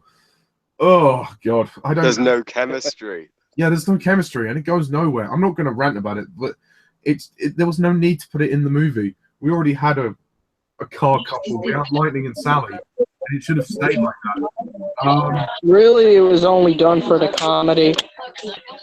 Yeah, if you can call it comedy. I mean, I do like the end of the movie when Mater is knighted in London. That's cool. The Radiator Springs gang are just wasted. Absolutely wasted. Sorry, I can't speak with that loud noise. Yeah, like they're just totally wasted in this movie. I mean, which is a shame. I think they're also wasted in the next one, but we'll get to Cars 3 in a minute. I mean, you know, to wrap it up, I don't hate this movie. It is a wafer thin improvement over the first one. Again, that ain't saying very much. But I wish I could love it as much as Alan. But I'm sorry. I tried to enjoy this movie, but I just can't. It's all right. You know, it's fine, but it'll do. I don't think it's Pixar's worst movie ever. That would have to be the original Cars for me. But yeah, so I'm gonna give this movie again 5 out of 10. It gets half a mark for me. So okay, Lee, while you're here, we'll all be quiet now, so you can give us your thoughts on the first 2 Cars movies. Well, I think they're actually very good and very entertaining. Great films by Pixar, honestly. If you want me to be honest. And sorry about being loud. It's because I think can you hear like music in the background, like a TV? No, just people. We can hear people talking. Oh, my bad. It's because I'm outside, and if I go inside, there'll be no Wi-Fi for me. Okay, no, that's fine. I mean, you don't have to. If it's going to be a problem, you can just cancel. It's fine. It's fine. I'll try my best. Hi, you gotta get away from all the voices. Say that again.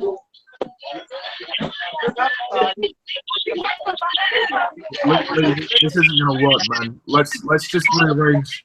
Let's do another hangout when you come back from holiday. All right.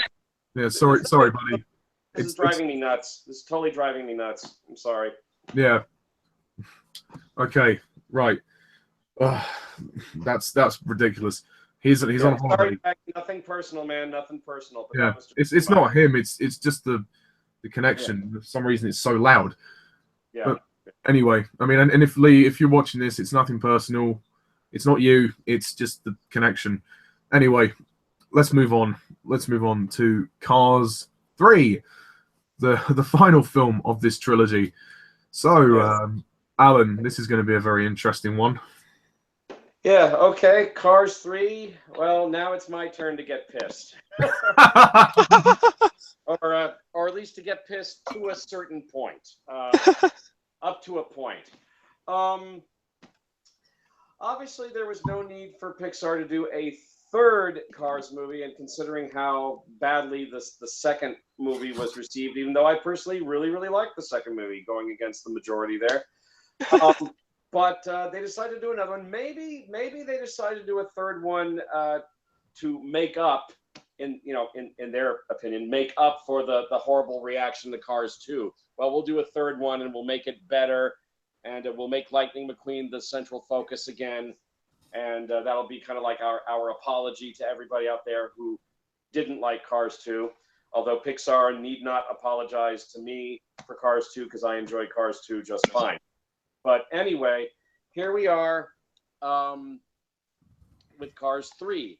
And so for Cars 3, they made the decision to make Lightning McQueen the central focus again, which I guess all things considered was the right way to go, even though I will defend Cars 2 to the end. But it was probably the right decision for the third movie to make Lightning the main focus.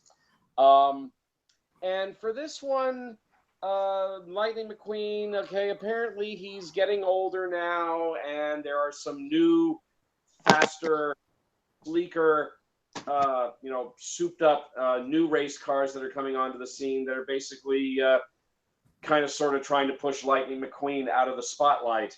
It's like Lightning is no longer the big, huge, successful race car that he used to be. He's now considered older. Although I'd like to know just how old is Lightning McQueen as a car when we see him again in Cars 3. I mean, he doesn't look like an old geezer. Yeah. I mean, how much time has actually passed since 1 and 2? Yeah, exactly. That's not made clear, but we're supposed to believe that he's now technically an old race car, even though he doesn't look old. He still looks pretty darn good for his age as a race car, but we're supposed to believe that he's old. And now you've got these new, sleeker, faster race cars coming onto the scene that are threatening Lightning McQueen's place in the spotlight. The main car is this new, sleek, faster race car called Jackson Storm. And he and Lightning McQueen have a race towards the beginning of the film, and it results in Lightning McQueen crashing, having a terrible, terrible crash. And so his racing career is threatened. And so the movie basically focuses on Lightning McQueen recovering from his crash, although he does it, I guess he does it pretty much in a flash forward thing where we flash forward like 4 or 5 months later or whatever after the crash. And he's pretty much recovered, but he is pretty shaken up. And people are telling him, Lightning McQueen, you should retire. You've had your day in the sun as a race car. You should retire. You should become a brand. We can sell merchandise that is based on you. You can still make money. You can still have a living, but you just shouldn't race anymore. You could say that. It's funny now. Funny that Cars 3 actually makes a plot point of merchandising, which is what this whole trilogy was made for. Right. Exactly. Considering how well the Cars merchandise sells in the shops. Yes, you're right. You're absolutely right about that. So that was interesting. But of course, Lightning McQueen, he doesn't want to retire. I guess one of the best known lines in the movie is, I'm done when I say I'm done, or something like that. He says something to that effect. But the fact is, he needs to get back in shape. He needs to retrain, and so they hook him up with a trainer car named Cruz Ramirez to train Lightning McQueen and get him, up. Oh boy. Yeah, we'll get to that in a moment. Dear listener, there will be spoilers. There's no way we can talk about Cars 3 without mentioning the big spoiler. It's funny, so if Lee was still here, we'd have to not spoil it because he hasn't seen Cars 3. But he's not here now, so we can spoil it. Exactly. Yeah. So we will. But for the listeners, spoilers coming up. Spoilers. So anyway, so he hooks up with a trainer car named Cruz Ramirez to help train him and get him back in shape again. I also thought it was interesting how they brought back in flashback sequences Doc Hudson, played by the late great Paul Newman, and apparently they used unused recordings of Paul Newman from the recording sessions of the original Cars in order to bring him back for a couple of brief dream sequences where Lightning McQueen envisions Doc Hudson speaking to him. So that's basically what you're hearing is unused recordings from the original Cars sessions on the first film. So that's how. Yeah, I'm so glad they did that. I am too. Some people complained about it, but I didn't mind it at all. I think it was a really nice way to bring Paul Newman back for the third movie. Hey, I mean, yeah, if you've got some leftover recordings of him that you can use, by all means. To be honest, the whole like aging plot with McQueen goes back to Doc Hudson's age in the original Cars, how he's now an old timer. So it's almost like they included him because it's like a metaphor. Lightning has become Doc, basically, the old timer who's past his days. That's right. That's right. Exactly.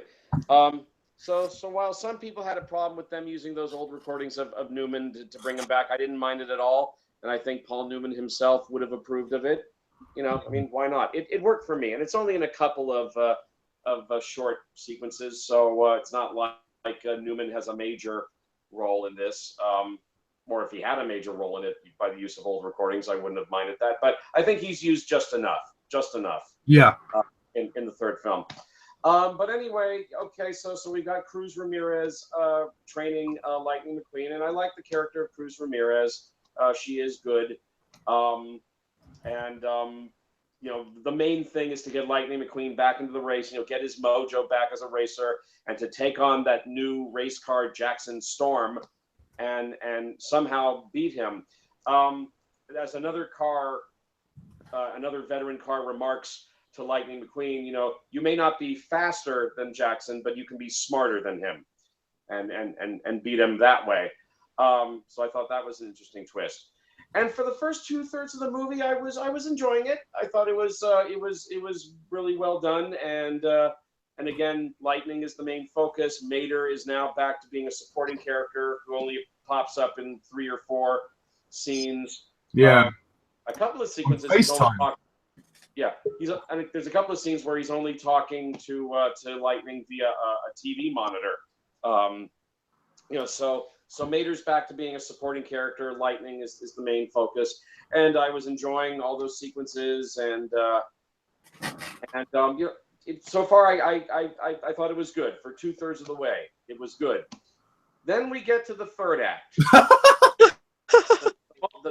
The big race where Lightning McQueen is supposed to get his mojo back. It's all come down to this. It all comes down to this, and then basically what happens. Spoiler! The spoiler is coming. Here it is. Spoiler! For some reason, Lightning McQueen decides to get out of the race in the middle of it. In the middle of the race, he decides to drop out of the race and put Cruz Ramirez into the race as his replacement and have her finish the race for him. Oh. And I saw that and I was just, what?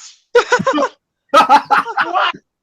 I mean, I understand that Cruz Ramirez, you know, she says to Lightning McQueen early in the movie that he always wanted to be a racer. But I mean, this movie is supposed to be about Lightning McQueen. This is supposed to be about him getting his mojo back. And, you know, they should have allowed Lightning McQueen to finish the damn race, whether he wins it or whether he loses it. He should have allowed to finish the race himself, you know, and to have him drop out and bestow upon Cruz Ramirez, you know, the honor of finishing the race for him, because, you know, she adopted his race car number. You know, I mean, would you say that from an emotional point of view, you can understand why he did it, because he wanted to give her a chance to race, but obviously for the story that they're trying to tell, because McQueen is the main character, it doesn't make sense. Would you agree with that? I agree with you 100%. I agree with you 100%. It's absurd. It's well-meaning, but as you say, it makes no sense. You know, Lightning McQueen should have been allowed to finish the race himself. This is what this whole third chapter in the Cars series has been heading towards. Lightning McQueen coming back and making his comeback. Whether he wins the race or loses the race, he should at least finish the race himself. And then all of a sudden, from out of nowhere, he decides to drop out and have Cruz Ramirez finish the race for him, because, you know, she, being his trainer, she adopted his race car number. So, you know, he puts her in the race, and he says, "You finish the race for me, and I'll give you, racing tips over the microphone headset, and you can finish the race for me. Here's your chance now, Cruz. Here's your chance to be the racer you've always wanted to be. I'm gonna let you finish the race for me." Those aren't the exact words he uses, but that's basically what happens. Would it have made more sense if Lightning had done that at the beginning of the race and said to Cruz, he should have said, "I don't want to race. She should do it." That would have made sense. It would have worked better. It would have worked better. But I mean, the fact is that he did the first half of the race himself. He should naturally finish what he started. Whether he wins or not, even if he lost the race, at least let him finish the race. Because you know what? He still could have said to her, he still could have given her a chance to race in another race. Like in the future, they could have shown a few years later her actually as an established racer without having to do the stupid plot twist at the end. Yeah, exactly. I agree with you completely there. But I mean, whether he won the race or even lost it, at least show Jackson Storm, that Lightning still, that he still has it in him to continue racing. And I mean, it could have happened either way. You have Lightning McQueen stay in the race and somehow manage to win the race by a cat's whisker. Make it as close can be. The Lightning McQueen just manages to get past Jackson Storm at the finish line. Or if you were going to have Lightning McQueen lose the race, have him lose the race by a cat's whisker. And I would have appreciated, win or lose, I would have appreciated a final scene with Jackson Storm, which, by the way, we do not get in this movie after the race is over. And by the way, it should come as no surprise, Cruz Ramirez wins the race. I mean, barely. Woo! But doing that stunt maneuver that she does at the end, she just manages to beat him. But we did not get a final scene with Jackson Storm, either congratulating Cruz and or Lightning McQueen or saying, Alan, if they really wanted to include Cruz in the race, why couldn't they do? I mean, it might have kind of ripped off the first movie, but they could have done something like Lightning gets injured again and then she takes over. But really, she shouldn't have been in the race at all. Yeah, and another thing, because although she's a really cool character, I like the character of Cruz Ramirez. She's a rookie. She's a rookie racer. And Lightning puts her in the big race with the Actually, is it legal to do that? Like, if she's a rookie, is it legal to just put her in the race halfway through of a pistol? And that's another thing. Is it legal? Can racers actually do that in real life to say, okay, I'm going to get off the race halfway through and I'm going to put in another racer in my place using my same number, and it's all legal and legit? Do they really do that in real life? What? I don't think so. I could be wrong, but I don't think so. I don't think you can do that. It's never happened on Formula One. I just also want to say the fact that both Lightning and Cruz are given joint credit together for the race, and it's legal in the movie. I don't get it. You know what would have been a better ending? Sorry to keep interrupting. Lightning should have retired to Radiator Springs. If he's that old and he's that tired, why doesn't he just retire to the simple life in Radiator Springs? Yeah, there was definitely a better way they could have done this. I sat there, mouth agape, the moment Lightning stopped racing and he said, okay, I'm going to let you, Cruz, I'm going to let you finish the race for me. Here's your chance now to race. I just could not believe it. I was so disappointed. I'm like, no, this isn't the way I wanted to end. I mean, we still get a happy ending, but it's not the happy ending I wanted to see. It's not the way we should have done it. I mean, and to quote your review, a bullshit happy ending. A bullshit happy ending is what we got. And actually, I saw another review online. I don't know if you watch movie reviews by, sometimes there's 2 or 3 or 4 critics together in a group, and they're called What the Flick.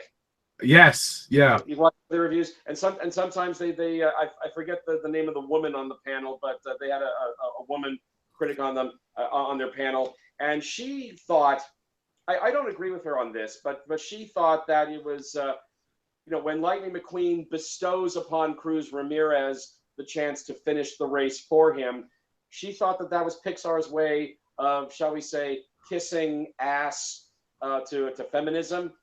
You know, kissing up to feminism. I Well, see it as that. I didn't find anything, you know, feministic.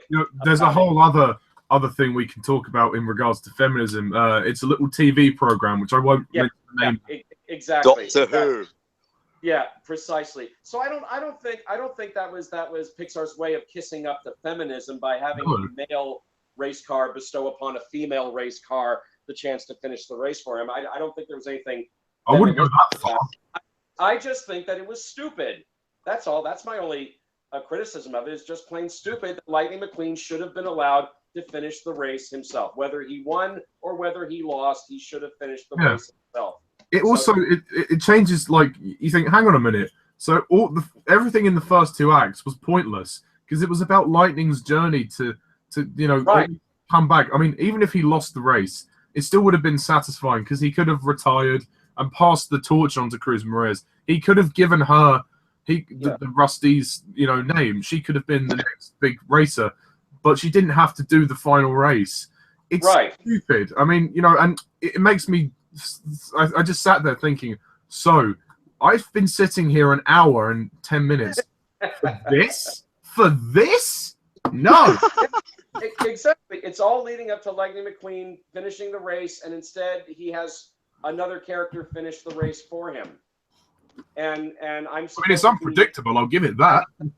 That's supposed to make me feel better. It doesn't. It's not the ending I wanted to see, and it's not the ending that Pixar should have gone with. I just think that was so ridiculous. Like I said, there was another way they could have had Lightning McQueen pass the torch on to Cruz Ramirez, but this was not the way to do it. Yeah. This was the stupid way to do it. So the movie ends on a happy note, but on a bullshit happy note, not the correct that I wanted. And I would just say that, in the end, the third movie just was a profound disappointment for me. I cannot recommend this movie because of the stupid plot twist in the final act. Would you recommend the first 2/3 of it?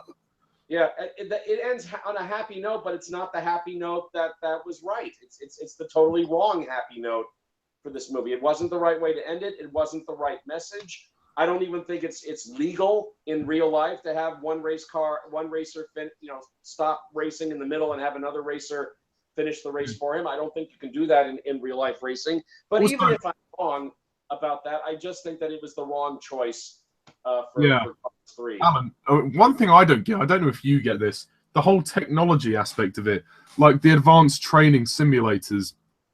How the fuck? What?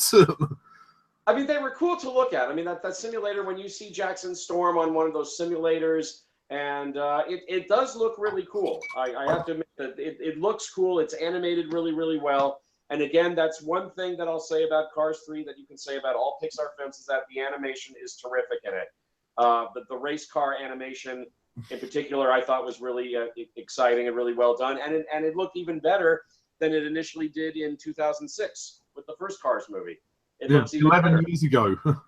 Yeah, and I did think that the footage of either Jackson Storm or Lightning McQueen on one of those simulators was actually pretty cool. But man, oh man, I just think that plot twist in the third act is just totally unforgivable. Really unforgivable, and it really makes the third Cars movie such a disappointment for me. Because it didn't ruin the movie insofar as I think Cars 3 is horrible, but it ruined it insofar as it makes the third movie a profound disappointment. Yeah. I mean, it's not a piece of shit, Yeah, it disappointed the shit out of me. That's what I'll say about the third movie. It was really, really disappointing to see the movie end the way that it ended. And even though I like the first Cars film just fine, even though I go against the majority and say that I love the second film, even though everybody around me hates it, but I really love the second film, the third film was just so fucking disappointing because of that plot twist at the end that was so stupid and so unnecessary and came from out of nowhere. So I for one think maybe this is one last thing we'll get to when we wrap up this hangout. I Yeah. think the Cars series is done. Yeah. I don't think we need or want a fourth movie. I don't think that these talking cars have any more story to tell. I mean, do you want the toys? Do you still want the toys, Alan? They can sell the toys forever and ever with just the 3 movies they got. But you ain't buying. What's that? You ain't buying. I may buy a little toy Mater the tow truck just to be nice to Mater. Okay, maybe that's the one toys merchandise I'll buy, a little toy car. Will it go next to your Jessie doll? Yeah, put him next to my Jessie doll. That's right. Oh. But yeah, the third Cars movie was, because of that stupid plot twist, wound up being a big disappointment for me, and it is an uneven trilogy at that. So anyway, on a scale of 1 to 10, I'm going to give Cars 3 a disappointing 5. 5 out of 10. It's definitely my least favorite of the Cars movies. And even though I like the first 2, and I go against the majority on the second film, the third film, big disappointment for me. And I just think that this Cars series is done. And I hope John Lasseter is satisfied that he got to do 3 of these. I think 3 Cars movies is more than enough. Wah, wah, wah, wah. Yeah, certainly in regard to the third movie. Wah, wah, wah. Yeah. So, yeah, Oh yeah, also Alan, you know the scene in the middle when they go on that I don't know what you can call it, that sort of gladiator match with that big woman school bus. I can't remember her name. Oh, okay, yeah. When it's like a demolition derby scene. That's basically yeah, that's the one. Yeah, demolition derby. I thought it was amusing, and you know, the animation with all the fire and flame effects, pretty cool. But I was also kind of puzzled by that scene as well. I don't know if we really needed it in the movie. Yeah. It was. But also the character of Smokey, we didn't need him either. Yeah. Was that the character's name? Smokey, the Chris Cooper's character. Yeah. An interesting character, you know. He's the character that's trying to make Lightning McQueen retire and become a brand. Oh no, that's Sterling. Smokey is the orange one. He's the one that was friends with Doc, and that he comes in like 2/3 of the way into the movie. He's like just before the big race. He trains McQueen for some reason. You know, Sterling. He was all right, but yeah, we never really find out what happens to him. Not really, no. I mean, he's an interesting character, but like as you say, they certainly could have done more with him. Certainly. And the Radiator Springs gang, they do nothing. They do nothing, and also, yeah, you're right. They basically do nothing. Mater does the most. He's only in about 3 or 4 scenes. And I guess I should mention Jackson Storm. He's okay. He's voiced by Armie Hammer, but I mean, he's not really a villain per se, but he just has a really bad attitude. You know, he's just a rival. Yeah, he's just a rival, and he thinks he's all that because he's this super slick new race car with all these neat. He's like Chick Hicks in a way. He's a bit like Chick Hicks in a way, in that sense. Yeah, he's like the new Chick Hicks. And regarding Chick Hicks, yeah, you're right. Chick Hicks returns in Cars 3, but he's not voiced by Michael Keaton, which is disappointing.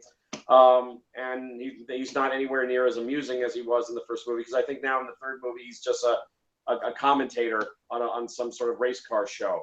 Yeah, who would hire that guy? He's a prick. Yeah.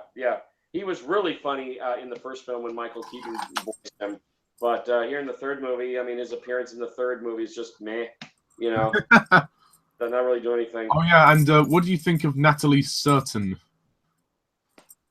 Natalie Certain. Remind me. She's the one that was with Chick Hicks, the other commentator. Oh, she's okay.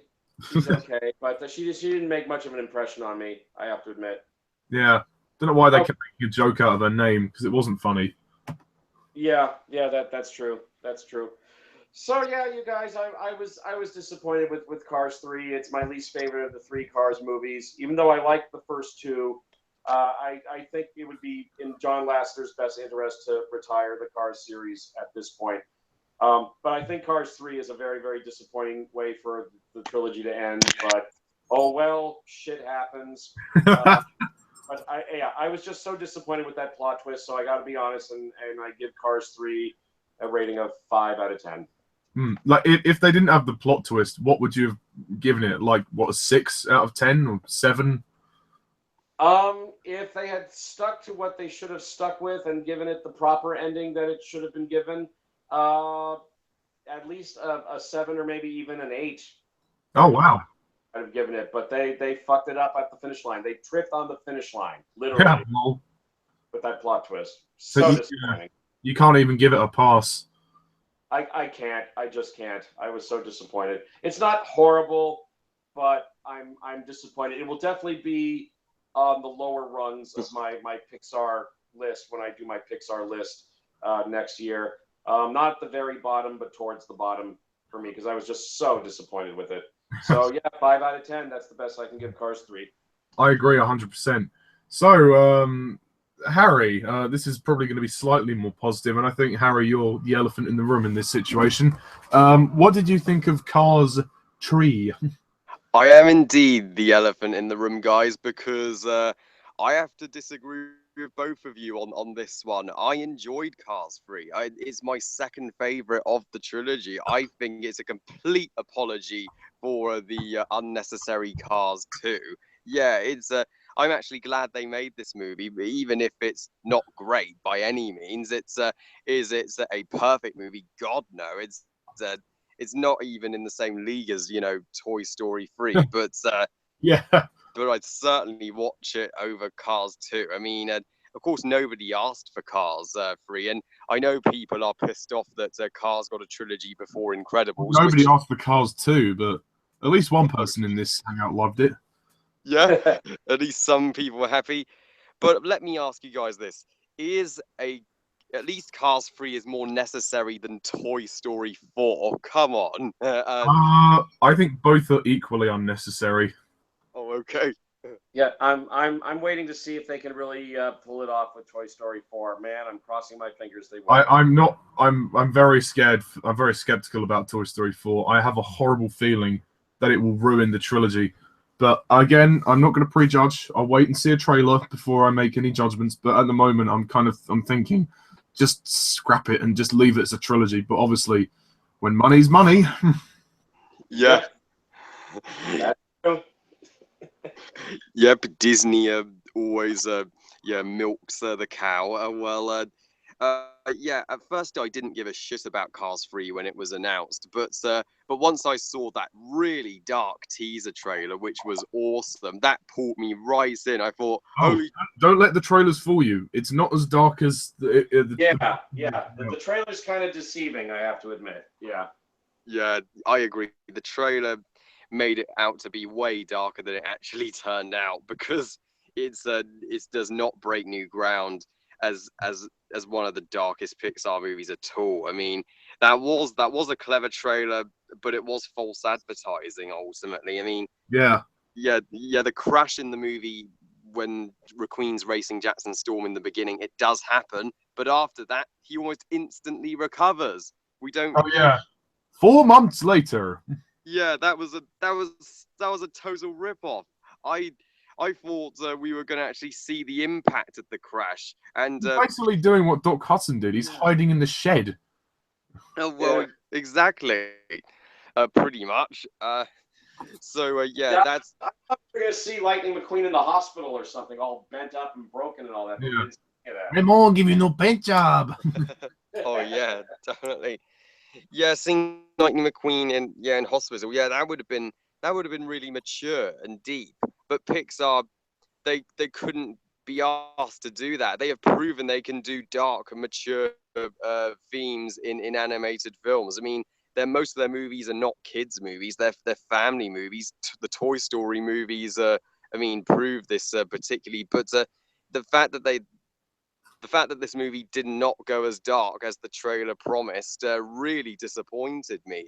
It was a missed opportunity, but that's probably my biggest disappointment out of the way. I mean, for all it's worth, I think Cars 3 is a decent end to the trilogy. I mean, I am so happy that they corrected the flaw with Cars 2 and have Lightning McQueen back as the protagonist and Mesa just back to being the comic relief. I'm glad Mesa was actually got little screen time in this film. That was a relief. I can guarantee you, if Cars 2 was a success, then it would be the Cars 3 would be completely different. Oh yeah, it would have been called yeah, it would have been a Mesa's movie, 100%. Yeah. Cars 2 was a success. Oh yeah.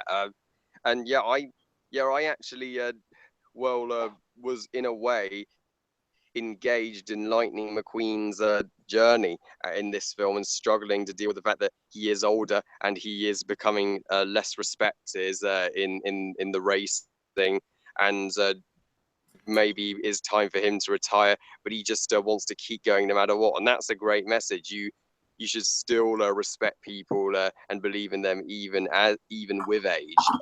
And I'm so happy that this movie goes back to racing and completely cuts out all the spy crap that we didn't need in Cars 2. It feels more like it feels a bit more like the first one, just without all the slow, boring stuff in Radiator Springs. Oh yeah, thankfully there's no fixing a road this time. Thankfully it's straight up. And there's no fixing of Lightning McQueen either. Oh, true, exactly. Oh yeah, and I do think even this movie is not particularly a dark film. It is the most mature of this trilogy. I mean, I'm so proud that they chose to at least mention Doc Hudson. I'm glad Doc Hudson had a big part to play in this film, despite never actually seeing him. I mean, that was a great moment when McQueen was actually watching the footage of Doc crashing and actually training on the track Doc used to train, and him actually seeking out Doc's old mentor, Smokey. Wow. And the fact that they actually used unrecorded lines from Paul Newman, that was such a wonderful tribute to both. Sorry, wait, you mean unused lines? Unused lines, yeah. So how can you get unrecorded lines? That'd be amazing. Oh yeah, oh yeah. Sorry, yeah, my mistake. That was such a wonderful tribute to both Paul Newman and Doc, and Cruz Moraes. I loved her. She's my favorite character in the whole film. I loved her story of her being a trainer, but wanting to be a racer herself. She represented the younger generation that would eventually replace McQueen. I bought her chemistry with McQueen in the training scenes and montages. I'm glad there's finally a strong female character in this franchise, because that's what this franchise has been really lacking in. I mean, yes, Sally's all right, but she doesn't do much in the trilogy, so she's a love interest, so that's it. Well, yeah, I do still really like Sally in the first film, and I'm glad they brought back her romance with McQueen a bit here. She definitely gets more to do here than she did in Cars 2. But you're absolutely right, Ollie. The other Radiator Spring gang do fuck all in this film. You could have cut them out, so pretty much. Yeah, and I was looking forward to seeing more of them. I mean, Luigi and Guido are slight exceptions, but even then, they still don't do very much. True. That was a real shame. But the animation, it's stunning. It's fantastic as ever, as it always is with Pixar. And this movie, it may be still slightly too long. It's like an hour and 45 minutes still. I mean, there's no reason for these Cars movies to be near 2 hours. Just have them be an hour and a half at the most. And the final. One more thing. Did you guys like the short film before this movie, Lou? Yeah, I enjoyed it. It was cute. Although I'd like to know where this mysterious creature that can take on the form of all those various things in the playground, where it came from. Yeah, it was unexplained. Yeah. So that's my only question about it. But other than that, I thought it was good, and how the bully kid redeemed himself in the end. That was nice. Yeah, it was cute. I agree with Harry. Yeah.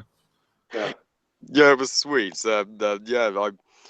I always look forward to the Pixar shorts before the start of their feature-length movie, and yeah, and in regards to the final race, oh God, guys, I strongly disagree with you two. I loved the plot twist. I thought it was a justified ending to the movie. I mean, if you think about it, if McQueen had just won the race and beat Jackson Storm, that would have been such a boring, predictable ending that we would have seen coming from a mile away. I mean, that's another criticism I have for this movie. It's predictable as hell. I mean, yeah, to be fair though, it kind of knew that going in. You kind of have to think, well, yeah, it's a movie about a guy who wants to win a race.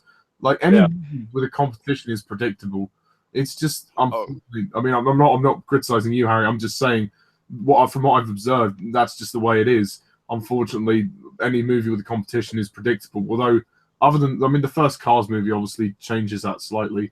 But I mean, I think it would have. Fire anybody? Chariots of Fire. Oh yes, that's a great movie. Oh yeah. I just think I'm with Alan because I think that you spend so much time investing in McQueen trying to redeem himself. If you really wanted to do it at the start of the race. He could have said, "You know what? I'm done. I'm done with racing now. It's my time to give somebody else a chance." But no, he quits halfway through, and then at the end he's like, "Oh, I'm still going to continue racing." That's not fulfilling. I mean, not fulfilling, right? Okay, yeah, fair enough. I do understand that the movie did spend so much time with McQueen, and all of a sudden to shift to Cruise, it is, it is probably hard to accept. I understand, but one other criticism I just wanted to make before I get to defending the plot twist: Jackson Storm, he is a meh antagonist once again, and he's hardly in the movie. Come on, Cars, how hard is it to make a decent villain? And yeah, but the plot twist with Cruz entering the race halfway through, yeah, I actually didn't expect it. I thought it was such a nice, unpredictable finish to the race, and you know what? It was McQueen accepting that his time with racing is done. He couldn't do it. Sort of, yeah. And he just lets somebody else, have their day and do it for him. That was an act of kindness. That's actually character development since he started out as an asshole and now he's entirely selfless. So yeah, I know. He was a bit of a prick to begin with. Oh, I'll say. But now he's better, and yeah, I thought it was a sweet ending. I know you guys think I'm crazy, but I like the ending, yeah. And I'm crazy for trying. Oh yeah. So on the whole, Cars 3, it's nowhere near perfect. When you say on the whole, do you mean the plot hole? Oh yeah, the plot hole, yeah. Yeah, on the whole, Cars 3, it's not perfect. It's still could have been it still could have been way better. It could if it was darker. I mean, the movie could have actually ended with McQueen's death. That would have been very dark and for a Pixar film. But if they did that, obviously. Imagine if he died during the race. Like he ran out of energy and it killed him. Like he would have overdone it. That would have been seriously dark. Oh yeah. I wanted that. I didn't want Lightning to die, but I just wanted a better ending than what we got. Oh yeah. Yeah, that would have been really upsetting. It's just very controversial to put in. But yeah, I'm at least it's at least a satisfactory end to a mixed bag of a trilogy. I mean, there is also, but there's also another conclusion to a trilogy out this summer. You know, War for the Planet of the Apes, and that's outstanding. That is so much better. Just go see that that is a seriously good film. It's incredible. Yeah, so I definitely recommend that. Actually, also, Harry, another conclusion to a trilogy is out. Oh, Despicable Me 3. Despicable Me 3. Oh yeah, that looks just meh to me. I don't care for it. I actually watched it with a friend. It's all right. It's not too bad, but I wouldn't watch it again. It was funny, but like again, it was really ridiculous and over the top. But hey ho. Oh, okay. Glad it was all right. Cars 3. Oh yeah. Okay. So yeah, Cars 3 is my second favorite in the trilogy. At least it's better than Cars 2. I will give it that.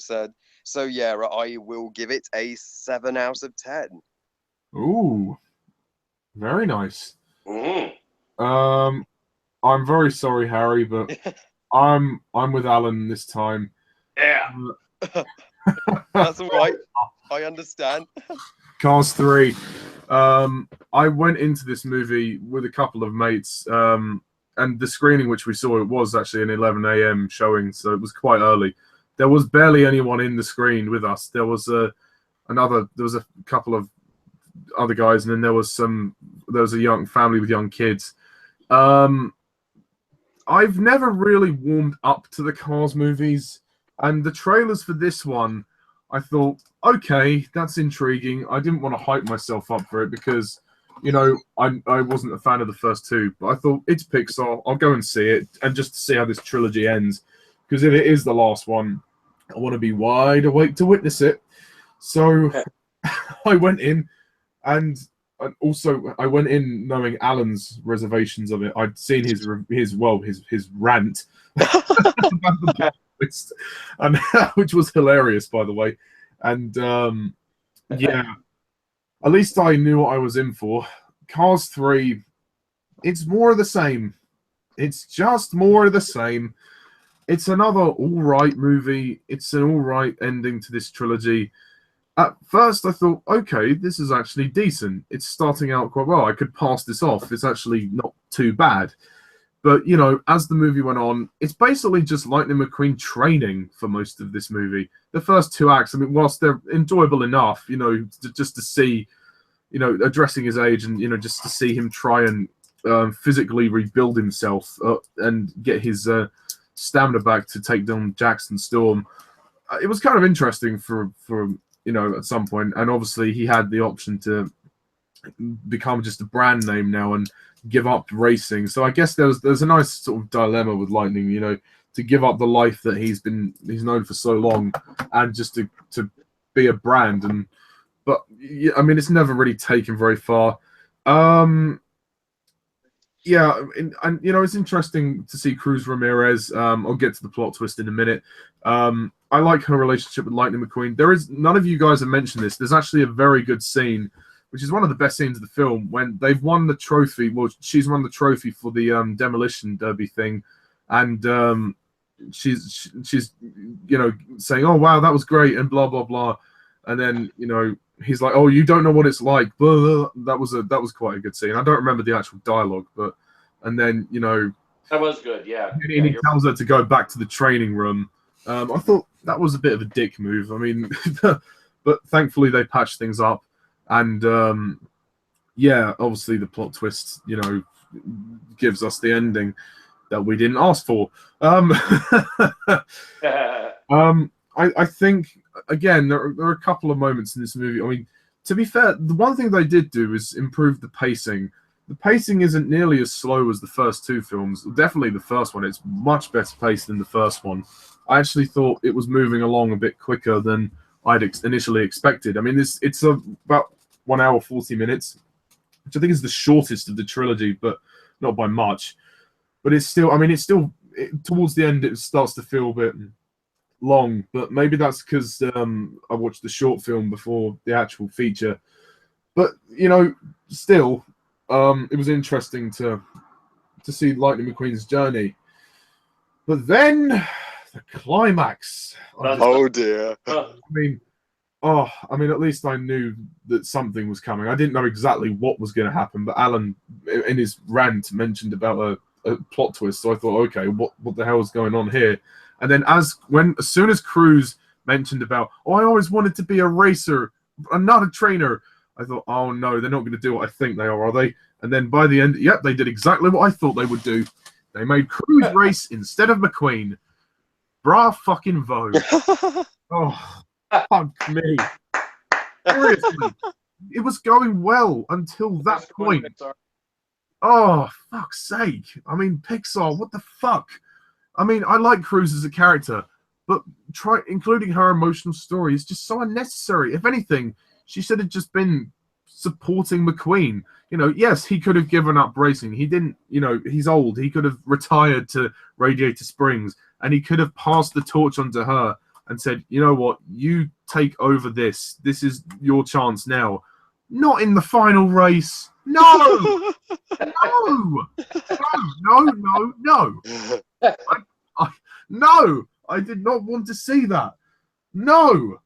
Oh, damn it. You've ruined it. You've absolutely ruined it.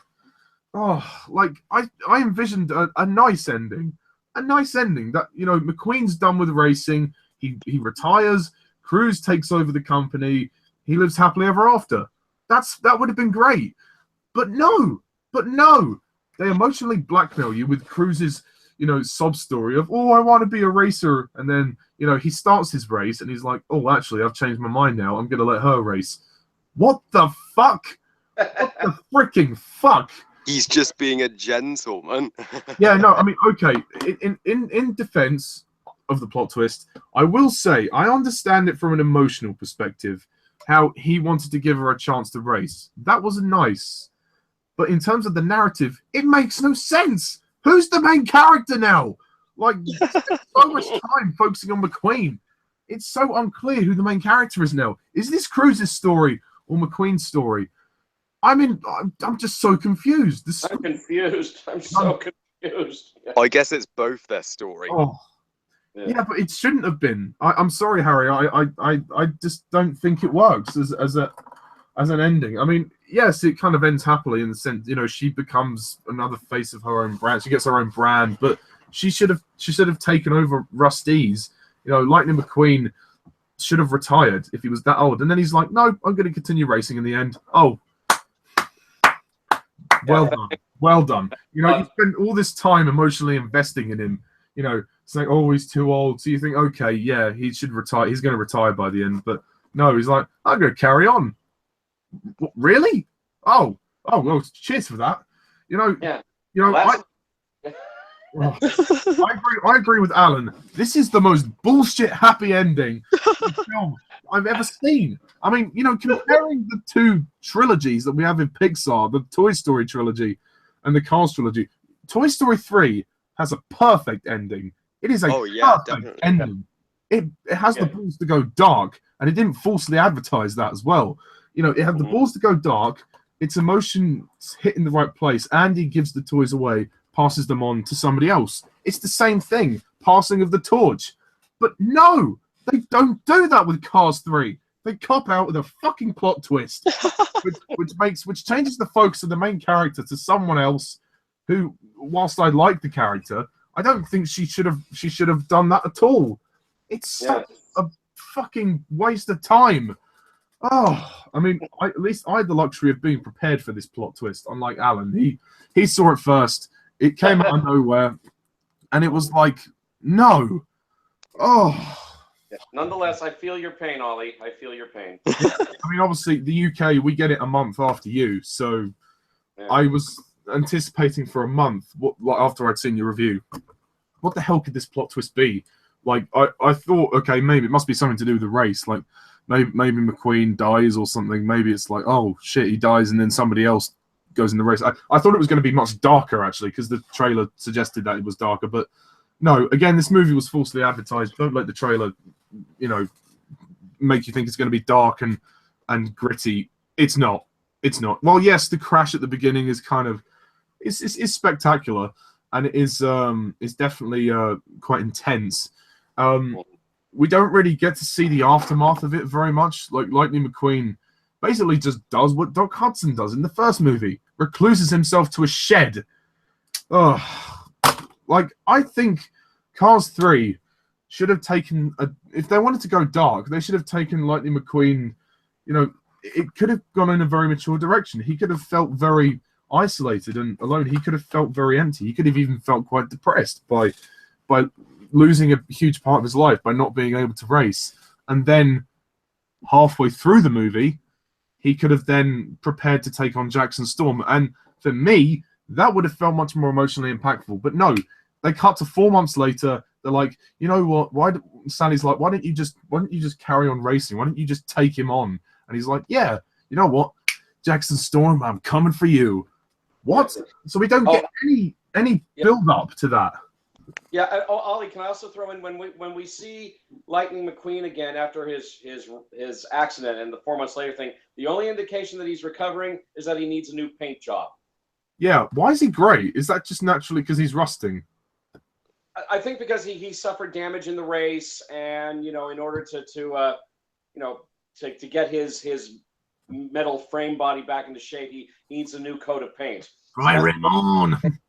Yeah, that's the only indication we see that he's in recovery, is that he needs a new paint job from Ramon.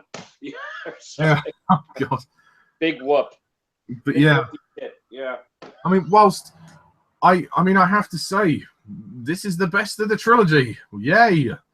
But I don't say nothing. It's a wafer-thin improvement over the second movie. And it's a big improvement over the first movie. For me, the reason why I prefer it to Cars 2 is simply because the plot isn't as overstuffed. Yes, the plot isn't great because of the fucking twist at the end, but for the most part, it's pretty easy to follow. It's pretty consistent. There's no complications. It's not overstuffed, which is why I prefer it slightly to Cars 2. But then again, Cars 2 does have some fun action scenes. This movie's not really... It's more focused on the racing. Certain characters I don't care about, like Sterling. He was a pointless character in the grand scheme of things. Didn't really care. I thought he was going to be a main antagonist. I thought he was going to be like in league with Jackson Storm or something. But no, he's just there. He's just there to basically offer McQueen an ultimatum.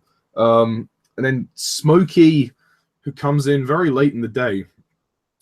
He's all right, I guess. I mean, what I will say though, this movie does pay a lot of homage to Doc Hudson from the first movie and Paul Newman, so that's nice. This movie's very respectful towards him and using his unused lines from the first film. I thought was very, very, very good. Absolutely, that was very touching. Yeah. But other than that, there's nothing in this movie. I mean, Mater is actually good in this movie. I think he's he gets less to do.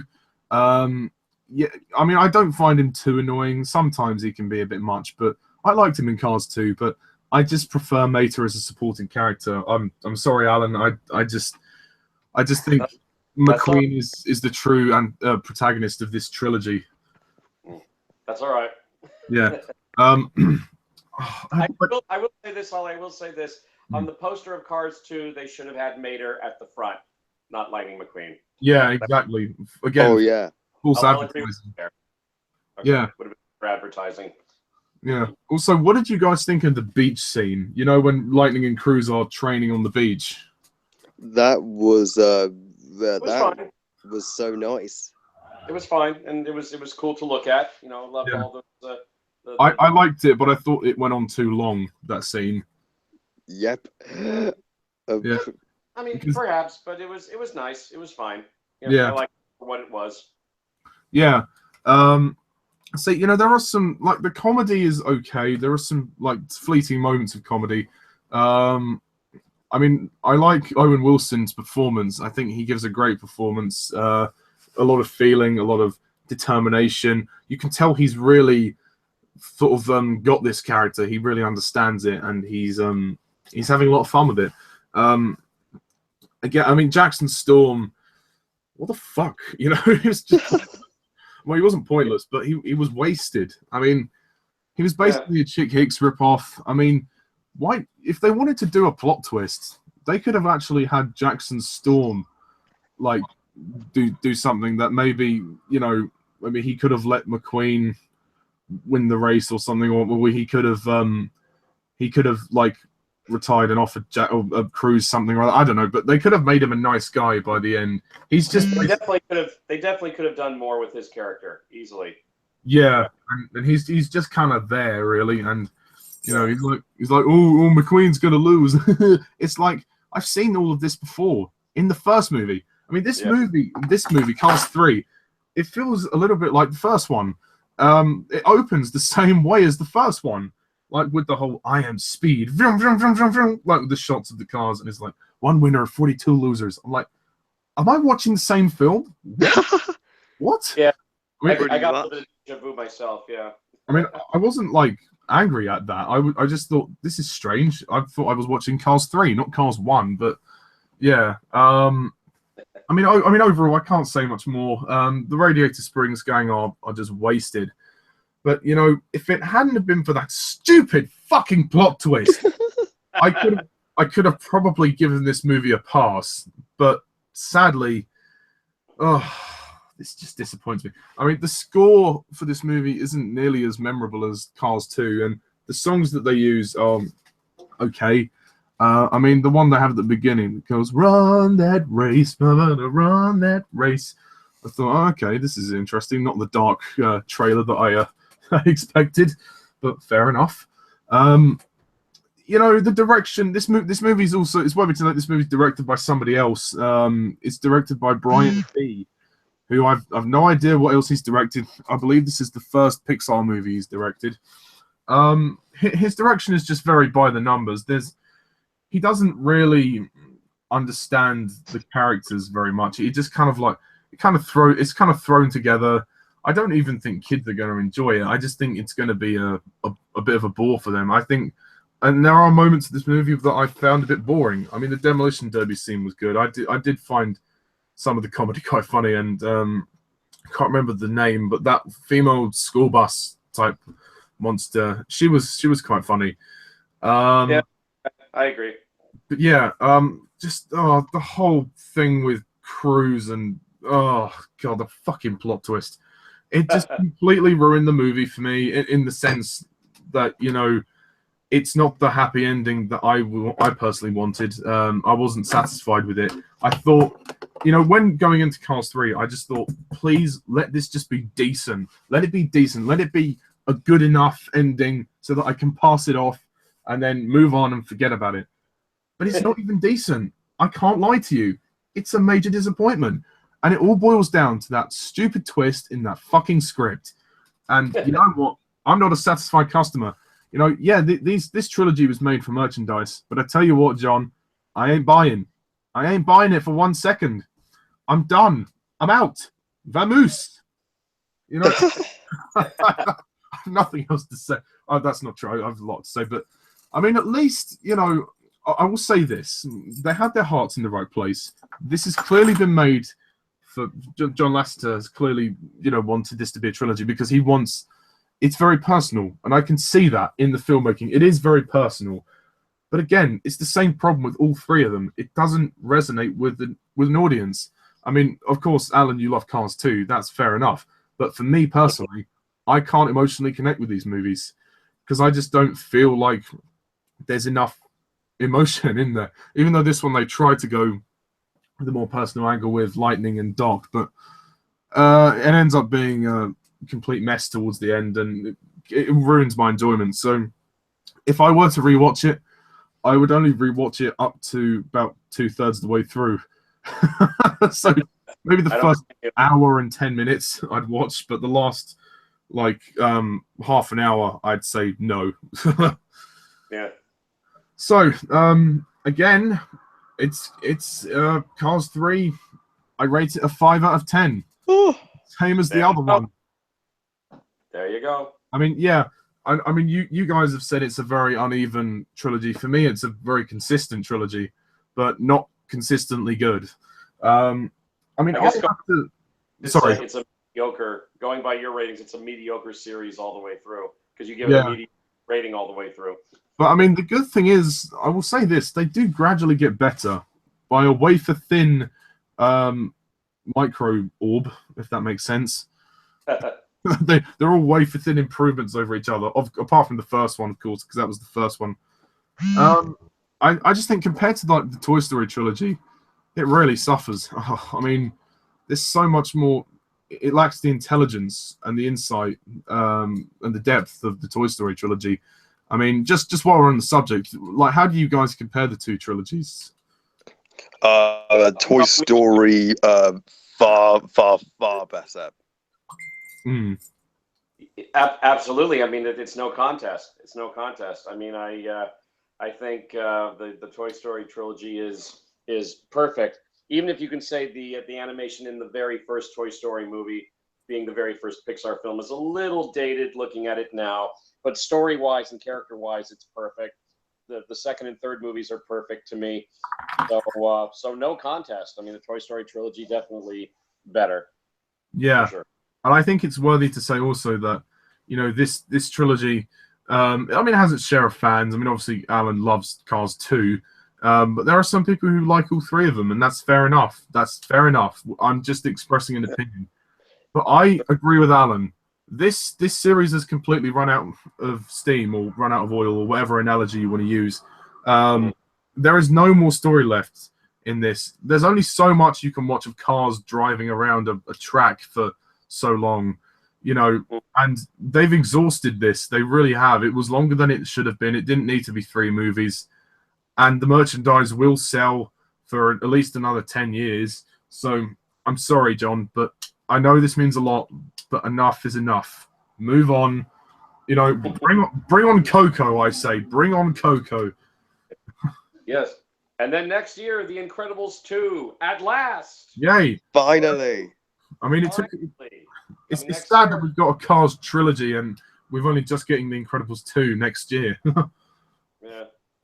Let's pray we don't get a Cars 4, is all I can say. Yeah, no, I don't think it will happen. I don't think the Cars 3 And another reason, as I said it in my review video, I mean, John Lasseter, surely he knows that these movies are not loved by critics. Hardly. Why subject himself and Pixar to some more critical attacks by doing a Cars 4? I mean, why subject himself to that? Unless they can really do something interesting, which I doubt, because again, there's only when you restrict yourself to the world of cars, there's only so much you can do. So they've done everything they can. Let move on. Let the merchandise sell. Take on something else. Do more original stuff. I mean, actually, speaking of Toy Story, I mean, Toy Story 4. I'm not optimistic. Well, I'm optimistic about it, but I don't want it. I never asked for a Toy Story 4, but okay, I'll watch the trailer, give it a chance. But the only stuff that I know about Toy Story 4, for what they've reported, that apparently it'll be a love story between Woody and Bo Peep, because as you know, she was not in the third movie. So apparently this is Woody. Reportedly, this is Woody going on a quest to find Bo Peep and be reunited with his lady love, Bo Peep. This is set after Toy Story 3, isn't it? It is a direct sequel. Only in that regard, because I think, I mean, I'm trying to get inside the mind of John Lasseter here as far as why he would want to do a Toy Story 4. And I'm thinking, that John Lasseter is thinking that although Toy Story 3 would have been a brilliant end to the Toy Story series, because we know now they're doing a fourth one, I think he felt that Toy Story 3 still left one little piece of Toy Story business unfinished, and that is, the love story between Woody and Bo Peep. Because Bo Peep was absent from the third movie, so we can assume that she was donated and she's now in the care of another child somewhere else. Yeah. And the fact that we saw Buzz and Jessie get together as a couple in the third movie, and John Lasseter's thinking, well, why not do the same thing for Woody? Woody doesn't have a girlfriend now. Actually, yeah. Why was Bo Peep not in the third one? Well, again, I mean, some of the toys from the first two movies were missing. We can only assume that they were given away in various yard sales that Andy's mom had. And we can only assume that Bo Peep was unfortunately put into one of the yard sales and she was given away to another child in the yard sale. So she's now in the care of another child somewhere else. And I think that's the voice actress not want to come back or something. Well, let's see. Annie Potts did the voice of Bo Peep, so I hope they get back Annie Potts. I don't think anybody else should voice Bo Peep but Annie Potts. But apparently that's it. That John Lasseter he wants Woody to be reunited with Bo Peep. He feels that let's conclude that strand of Toy Story business. Let's get Woody and Bo Peep back together again, and then we can call it a night with Toy Story. And apparently they came up with a script that they like. And the movie's a done deal. It's coming out in 2019. So all we can do is hope and pray that that they deliver the goods one last time. Yeah, no more, John. No more. Yeah. And that goes for Cars as well. Yeah, exactly. I mean, that's the thing. Like, you know, reflecting on Cars 3, you know, would I see it again? No. Would I buy it on Blu-ray? No. Would I recommend it to anybody else to watch? No! No, I would not. Yeah. I don't want to buy it on DVD. I was really disappointed with it. No. Very, very disappointed. Yeah. I don't want to run that race. Yeah. Oh, I mean, just to wrap up. So, Alan, what is your overall opinion on the Cars trilogy? Well, again, I mean, I understand completely why John Lasseter did it, because he loves cars, and good for him that he got to do not one, not two, but 3 movies based on talking cars. So hey, good for him. He even made the 3rd movie just to show all those critics and all that who hated the 2nd movie. Ha ha ha! We're going to do a 3rd one. And as you say, I mean, yeah, I think it was done to please himself and to please the other people at Pixar, and because children love all those Cars toys and the Cars merchandise. You know, they want the Cars toys, the Cars lunchbox, the Cars bed sheets, anything with Cars on it. And there's no doubt that that was another reason why they cranked out a 2nd film and then a 3rd film, because the merchandise continues to sell. But I agree with you. I mean, even though I like the first 2 movies, and even though I go against the majority of really liking the 2nd movie when everybody else around me hates it, or so it seems, it is an uneven series. The 3rd movie was so very disappointing for me.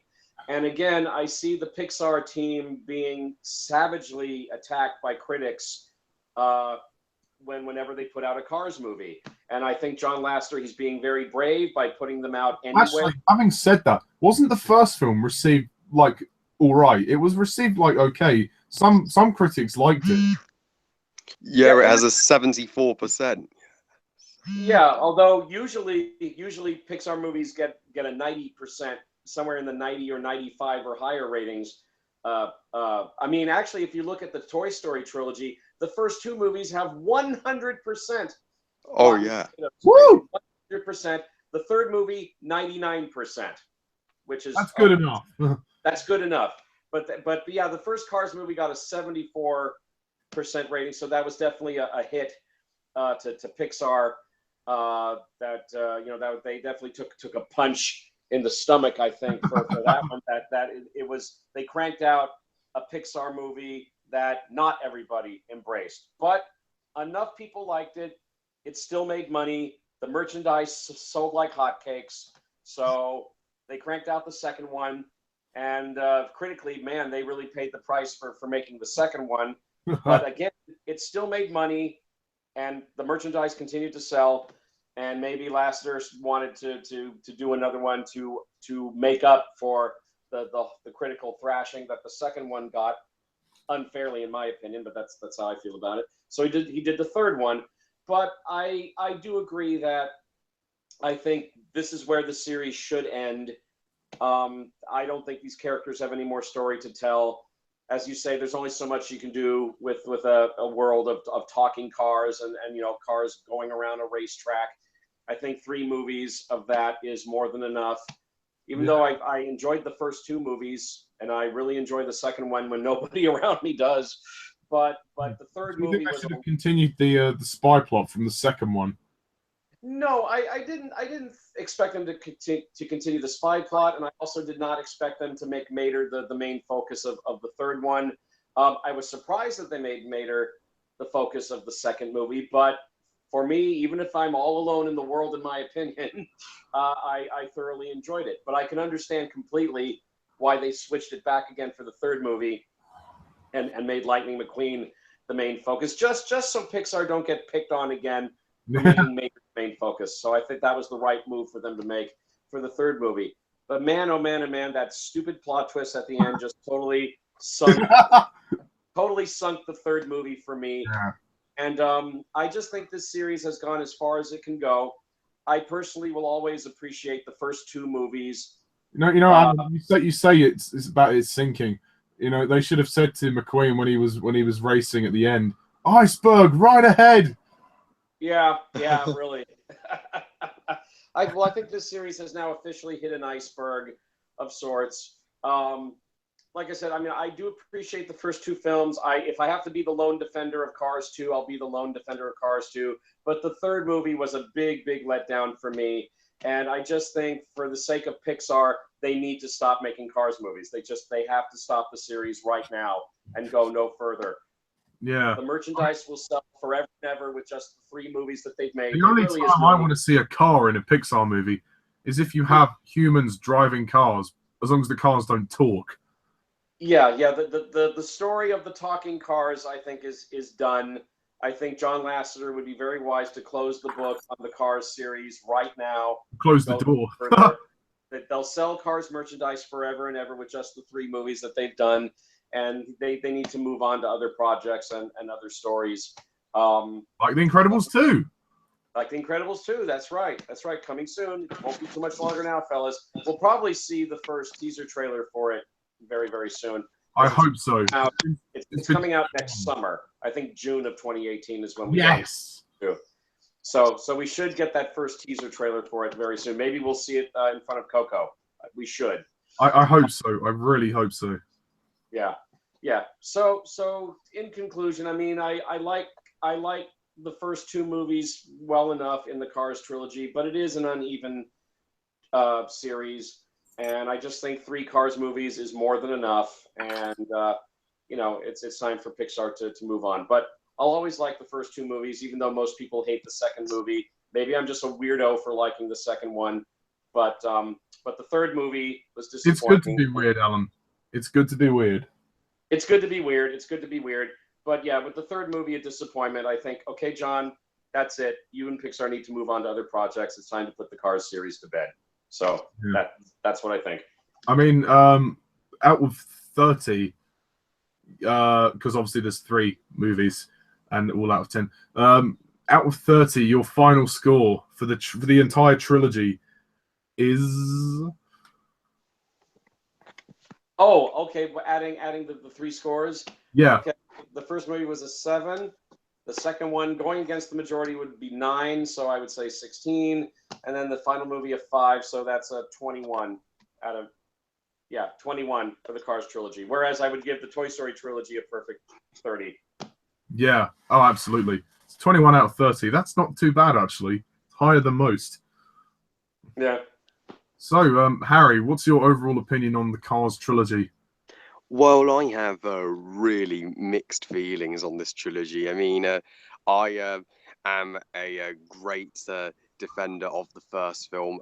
That I am the only one in this hangout that actually thinks it's the best in the trilogy. I'm just thinking about it, and it's funny. We all think each one individually is the best of the 3. I think 3 is the best. You think 1 is the best, and Alan thinks 2 is the best.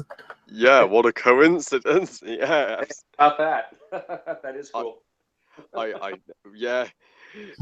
Opinions are opinions. Of course, it's obviously very divisive in that regards on which one we think is best. But I do not think Cars needed to be a trilogy. It was pointless making it 3 films. And do I want a Cars 4? Fuck no. Just end it here.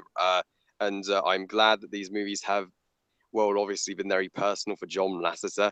I'm glad they've sold and made Pixar loads of merchandise. And I always enjoy the first one, even if I pretend the second one had never happened. Personally, I can just skip that one. We didn't need it, and I do. Know if Alan has anything to say about that.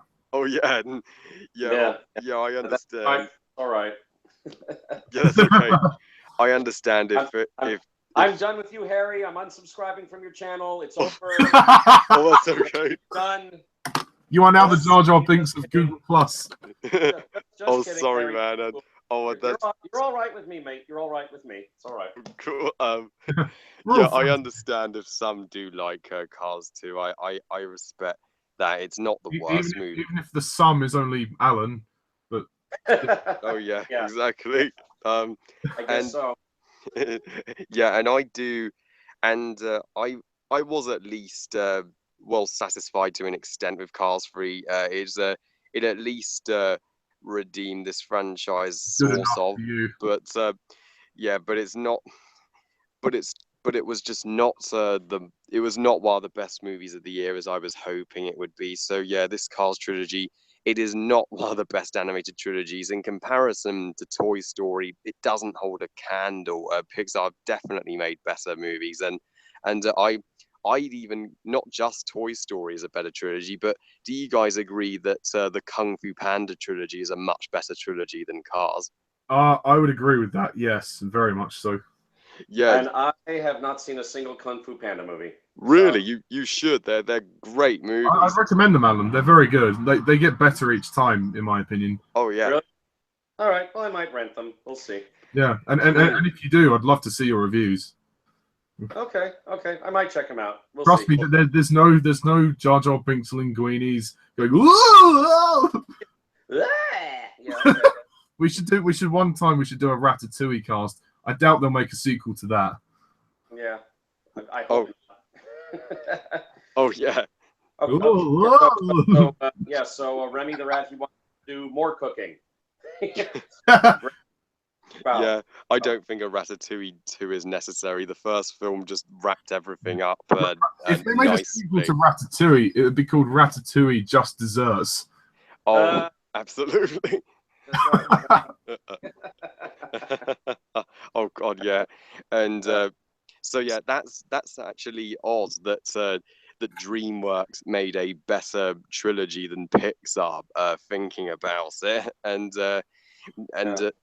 and even I don't know, and also so yeah, Cars trilogy. It's an okay trilogy at best. It has its ups and downs, but that first film will always have a special place in my heart and be my personal favorite, even though many will disagree. So if I had to rate these movies out of 30, since I gave the first a 9, I gave the second a 2, gave third a 7, so that would be 18 out of 30. Nice, very nice. I think I'm the one that's probably got the least positive opinion about this trilogy because I think all three of them are pretty much consistent. Well, in the sense of quality, obviously in terms of plot, they're all kind of different. Yeah, I think the Cars trilogy was kind of doomed from the start. I mean, first of all, why in the hell was it a trilogy? It didn't need to do that. I mean, yeah, the merchandise was selling well, but nobody asked for a Cars 2, and nobody asked for a Cars 3.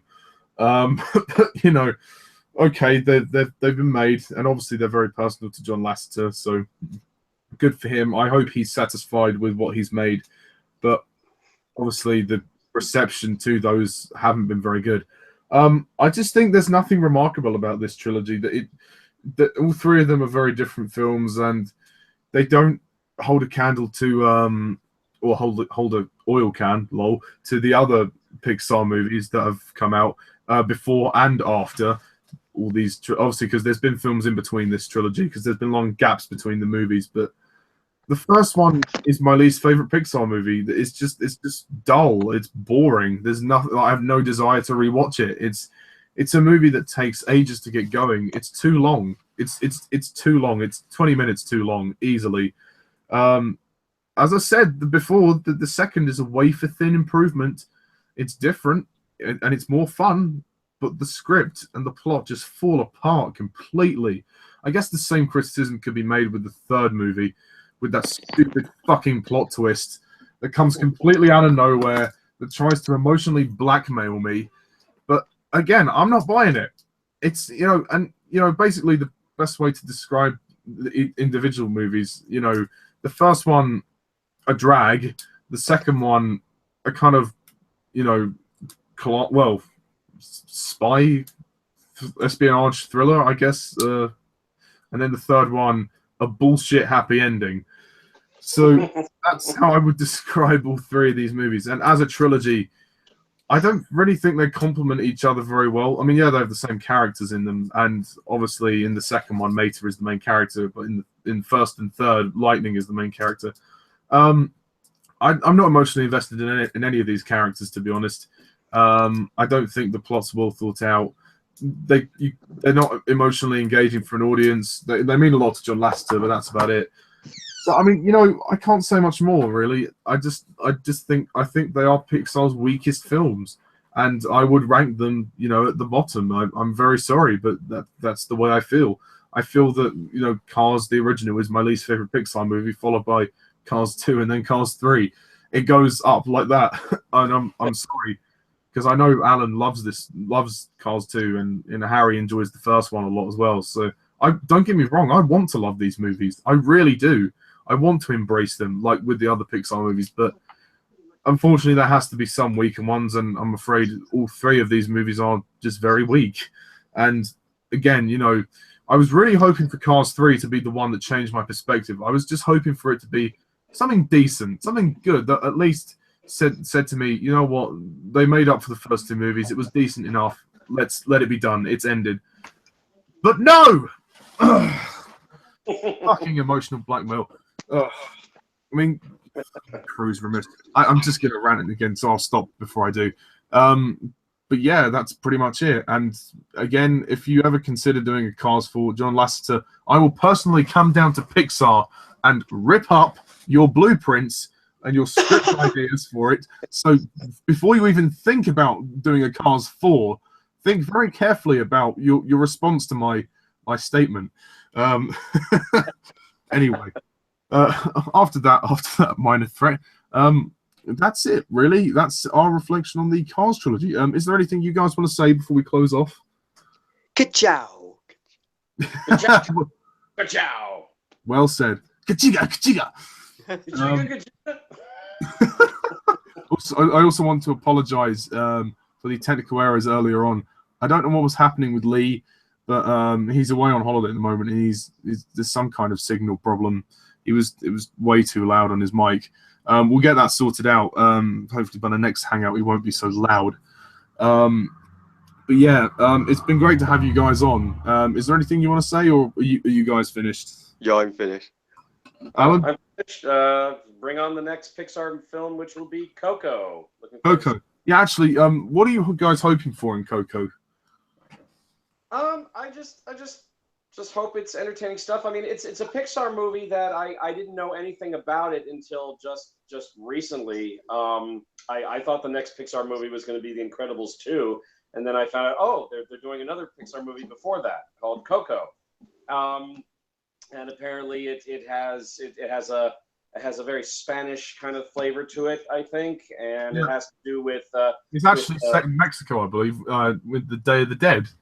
Right, and it has to do with I guess dead characters and characters in the afterlife, that kind of thing, and this little boy who takes a journey, and it also has something to do with a magic guitar that he plays. Yeah. And have you seen the trailer for it? Yeah, I've seen the trailer for it, and it looks very interesting. It looks pretty fun, and I don't mind telling you that I do have some Spanish blood in me on my mother's side. So that makes the film. That's another reason why the film appeals to me, and should be interesting. Like I said, I'm looking forward to The Incredibles 2 a heck of a lot more. Yeah. But yeah, sure, I'll give Coco a chance. I mean, if it's Pixar, I got to see it at least once, and hopefully it'll be really good. I hope it makes up for Cars 3. I think it will. Yeah, I'm sure it will. I think it looks okay, but it doesn't quite grab me the trailers didn't quite grab me as I wanted it to. I don't expect it to be one of their better movies, but as long as it's good, I'll be happy. Yeah, I mean, I don't think that it's going to be on like the level of certain masterpieces like the Toy Story trilogy or Inside Out or Finding Nemo. I don't think it's going to be as special as those, but hopefully it's at least a fun watch with a good story and some good characters, and hopefully it makes you care at least. I mean, like Finding Dory, it was good. It made you care. It's not a masterpiece, but it's good fun. you can get behind the story. You can actually emotionally involve yourself with Dory and her journey. I mean, well, in my opinion, anyway. Oh yeah, I really enjoyed it. It's really good. Yeah, I really like Finding Dory too. Do you I guys probably prefer- like Finding Nemo a little bit more, but I really enjoyed Finding Dory. I liked it a lot. Oh, fantastic! Yeah, I was going to ask you that. Yeah, because in your review you were undecided. I agree. I think Finding Nemo is better, but because it's a bit more groundbreaking. But I think Finding Dory is still great for what it is. I agree. Yeah. I mean, they did a focus flip on the characters there, just like what they did with Cars 1 and Cars 2, where in the first movie Dory was a supporting character, and in the second one she's the main character, Yeah. and Marlin and Nemo are reduced to being supporting characters, although they get plenty to do. Yeah, I mean, obviously the major difference with that is people like Dory, but people hate Mater.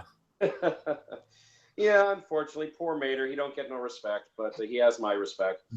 But admittedly, Finding Dory, you know, that had the much more appealing story for audiences in general. Yeah, I mean, it wound was up being cute. really good. I enjoyed it. Yeah, it was cute, wasn't it? Yeah, it was very cute. So yeah. Anyway, speaking of that, we'll end on a very cute note. So yeah, thank you guys all for watching and listening, and thank you, Alan and Harry, for joining us. And Oh, you're welcome. stay tuned Thank for you. the Hangouts. And I'm Mr. TARDIS 11. This is Alan and Harry, and see ya.